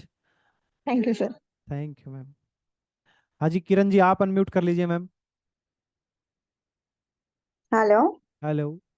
हाँ सर, हैप्पी टीचर्स डे। आपको भी मैम बहुत बहुत धन्यवाद, thank you so much. Sir generally मैं कभी कुछ बोलती नहीं हूँ, काफी हिचकिचाती हूँ, मैं भी डरती नहीं हूँ, बोलता मुझे मैम, नहीं पहली बार लगता। बोला हूँ मैं इतना आज तक। बट आज नहीं, वो टॉपिक ही ऐसा है। हम्म। सबसे पहले तो जो थैंक यू सो मच जो आपने नौ विष्णु के अवतार इजीली रिमाइंड करवाने के लिए मुझे, जैसे मैं इतने साल से उसको कोशिश करती थी, मुझे स्टेप बाय स्टेप वो कभी भी याद नहीं रहता था। बट आज जैसे आपने एक्सप्लेन किया उसे उसे हम्म। याद रखने की जरूरत ही नहीं है। जी। वो अपने आप ही, अगर कोई टॉपिक निकलेगा तो हम एक्सप्लेन कर पाएंगे उसको। दूसरी एक बात जो आपने कहा कि हम सबके अंदर एक धृतराष्ट्र बैठे हुए हैं, जबकि हमें संजय होने की आवश्यकता है, तो ये बात बिल्कुल सही है। हो सकता है ये जो गीता का ज्ञान अभी हम आपसे प्राप्त करेंगे उससे हमारे अंदर कुछ हद तक संजय आएगा और हम अपने लाइफ में उससे उतारने की कोशिश करेंगे। अभी जैसे आपने साक्षी जी से कहा कि लाइफ में जो भी होता है यूनिवर्स ने जो हमारे लिए करके रखा है वो बेस्ट ही होता है। एक क्वेश्चन है सर, अगर लाइफ में किसी के सिर्फ तकलीफ ही तकलीफ हो तो वो भी बेस्ट होगा? बिल्कुल मैम, लास्ट में जाके तो वो बेस्ट ही दिखेगा आपको, क्योंकि हम जब भी देखते हैं हमारे जीवन को, हम छोटे छोटे टुकड़ों में देखते हैं। हम्म। हम उसको एज ए होल नहीं देखते, पूरा जीवन एक साथ नहीं देखते हम। जब आपको पूरा, जब लास्ट में जा करके देखेंगे आप, तो आप पाएंगे कि इनके साथ में सही हुआ था, तभी ये आज ऐसे हैं। तो ऐसा बोलते हैं ना, सोना जो जब तक ज्यादा नहीं तपेगा, आग में नहीं जाएगा, तब तक वो सोना कैसे बनेगा, कैसे वो आकार लेगा। तो वही है, जितना हम तपते हैं, जितने ज्यादा तकलीफ है हमारे पास में, उतना ही अच्छा हम्म। होकर के बाहर निकलेंगे हम। जितने ज्यादा से ज्यादा युद्ध लड़ेंगे हम, उतना ही ज्यादा डेवलप होंगे हम। राइट। जहां तक मैं समझदार हुई हूँ, हमेशा यही सोचती हूँ कि मेरी लाइफ में जो भी होता है ना, वो अच्छे के लिए होता है। जी। अ, मैंने काफी बचपन में अपनी मम्मी को खोया। मैं तभी भी यही सोचती हूँ कि शायद वो भी हुआ अच्छे के लिए हुआ, मुझे नहीं पता किस अच्छे के लिए हुआ, लेकिन हुआ होगा, भगवान की मर्जी होगी। चलो वो सेकेंडरी पॉइंट है, लेकिन ये जो आपने साक्षी जी से कहा तो मुझे वो टॉपिक याद आया। बिल्कुल मैम। एक बात कहनी है। एक्चुअली हम्म। आपने जैसे कहा गीता पढ़ना और समझना इतना आसान नहीं है। मैंने ट्वाइस उसे कोशिश किया पढ़ने का, मुझे कभी भी उसे समझ में नहीं आया। लेकिन आज जो आपने शुरू में एक पॉइंट बताया, वो इतना इजीली समझ में आ गया। मेरे कजिन है, उसने कम से कम 6 से 7 बार गीता पढ़ी है, और उन्होंने कहा कि मैं जितनी बार उसे पढ़ती हूँ उतनी बार उसे अलग तरीके से समझती हूँ।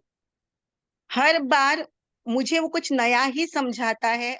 अगर पिछली बार इस अध्याय को, इस श्लोक को मैंने इस तरह से समझा है, तो नेक्स्ट टाइम जब भी मैं उसे पढ़ती हूँ तो वो मुझे अलग ही उस कुछ वे में लेके जाता है। उसका एक्सप्लेनेशन मेरे दिमाग में कुछ और ही होता है। क्या ये सही है?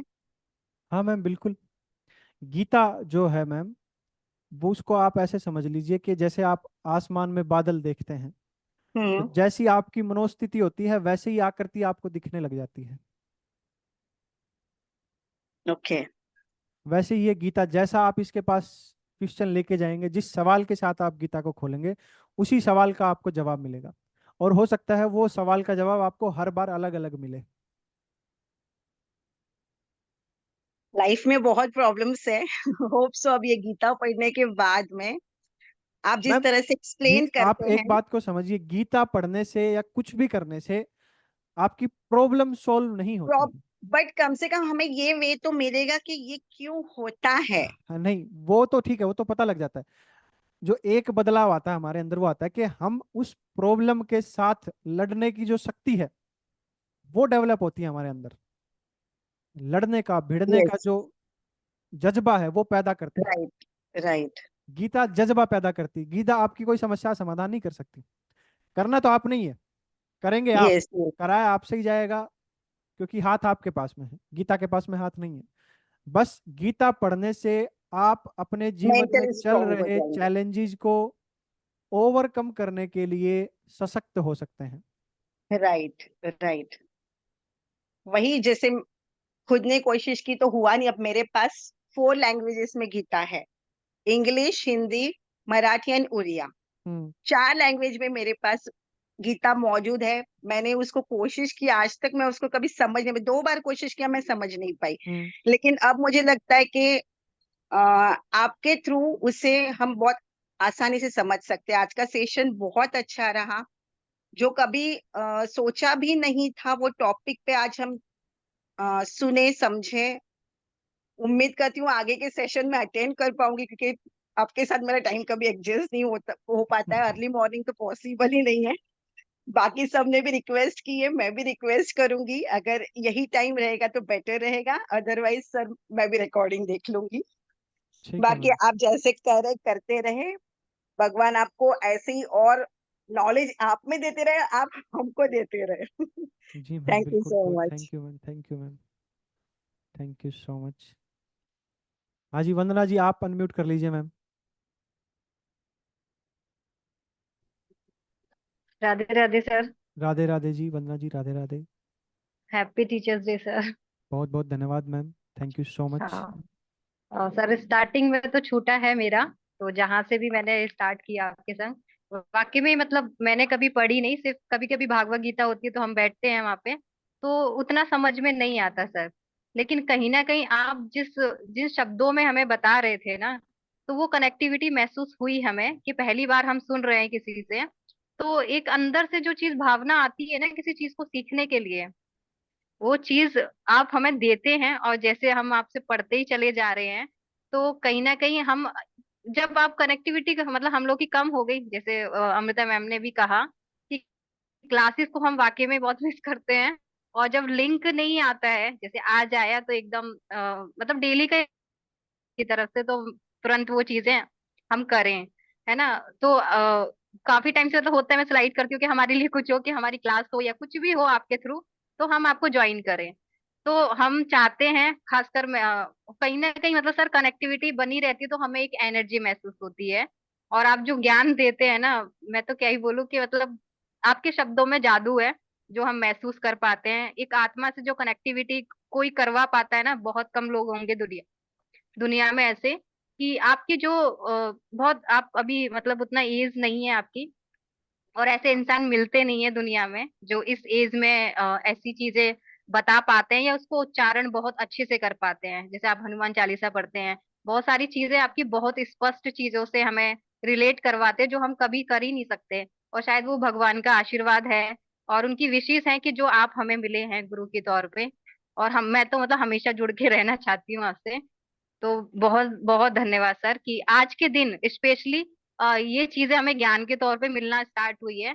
और ये आप कंटिन्यू रखिए, बहुत अच्छा लगा। मतलब मैं तो कोई शब्द नहीं, मैं बाहर भी गई थी तो मैंने सोचा कि मैं क्लोज कर देती हूँ, रिकॉर्डिंग सुन लूंगी, लेकिन अंदर से नहीं कि फोन उठाया और चलो मतलब कि बस सुन सुन तो सकती हूँ मैं, मतलब एकदम दोनों कानों लगे ध्यान कर सकती हूँ।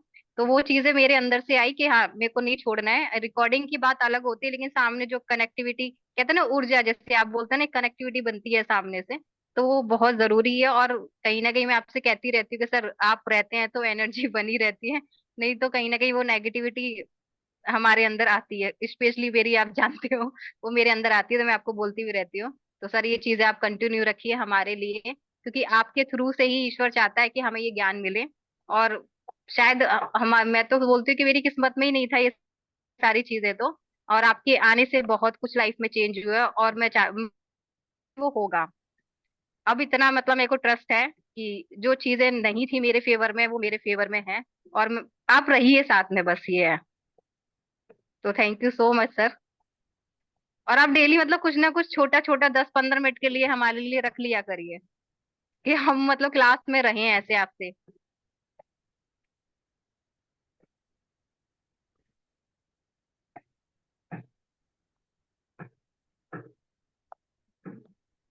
बिल्कुल वंदना जी, मैं कोशिश करूंगा जरूर से जरूर कि आपको दिखते रहें। जी सर, और थोड़ा माफी चाहते हैं कि सुबह का पता नहीं क्यों मेरे से कंटिन्यू होते होते ना सर, मैं उठती हूँ समय पे और पता नहीं क्या होता है सर, सुनते सुनते भी मैं सो जाती हूँ।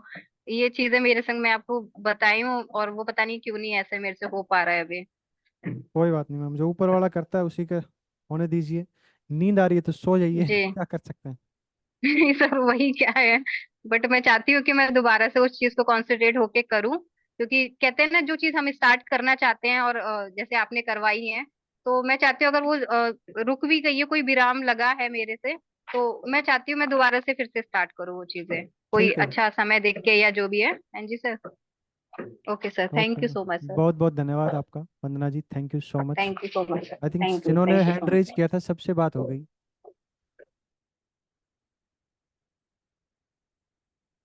जिन्हों भी हैंड रेज किए थे मेरे ख्याल सबसे बात होगी, तो आज हम यहीं तक रखते हैं। हम नेक्स्ट थर्सडे को मिलेंगे। आगे की चर्चा हम आरंभ करेंगे यहाँ से, सेकंड श्लोक से।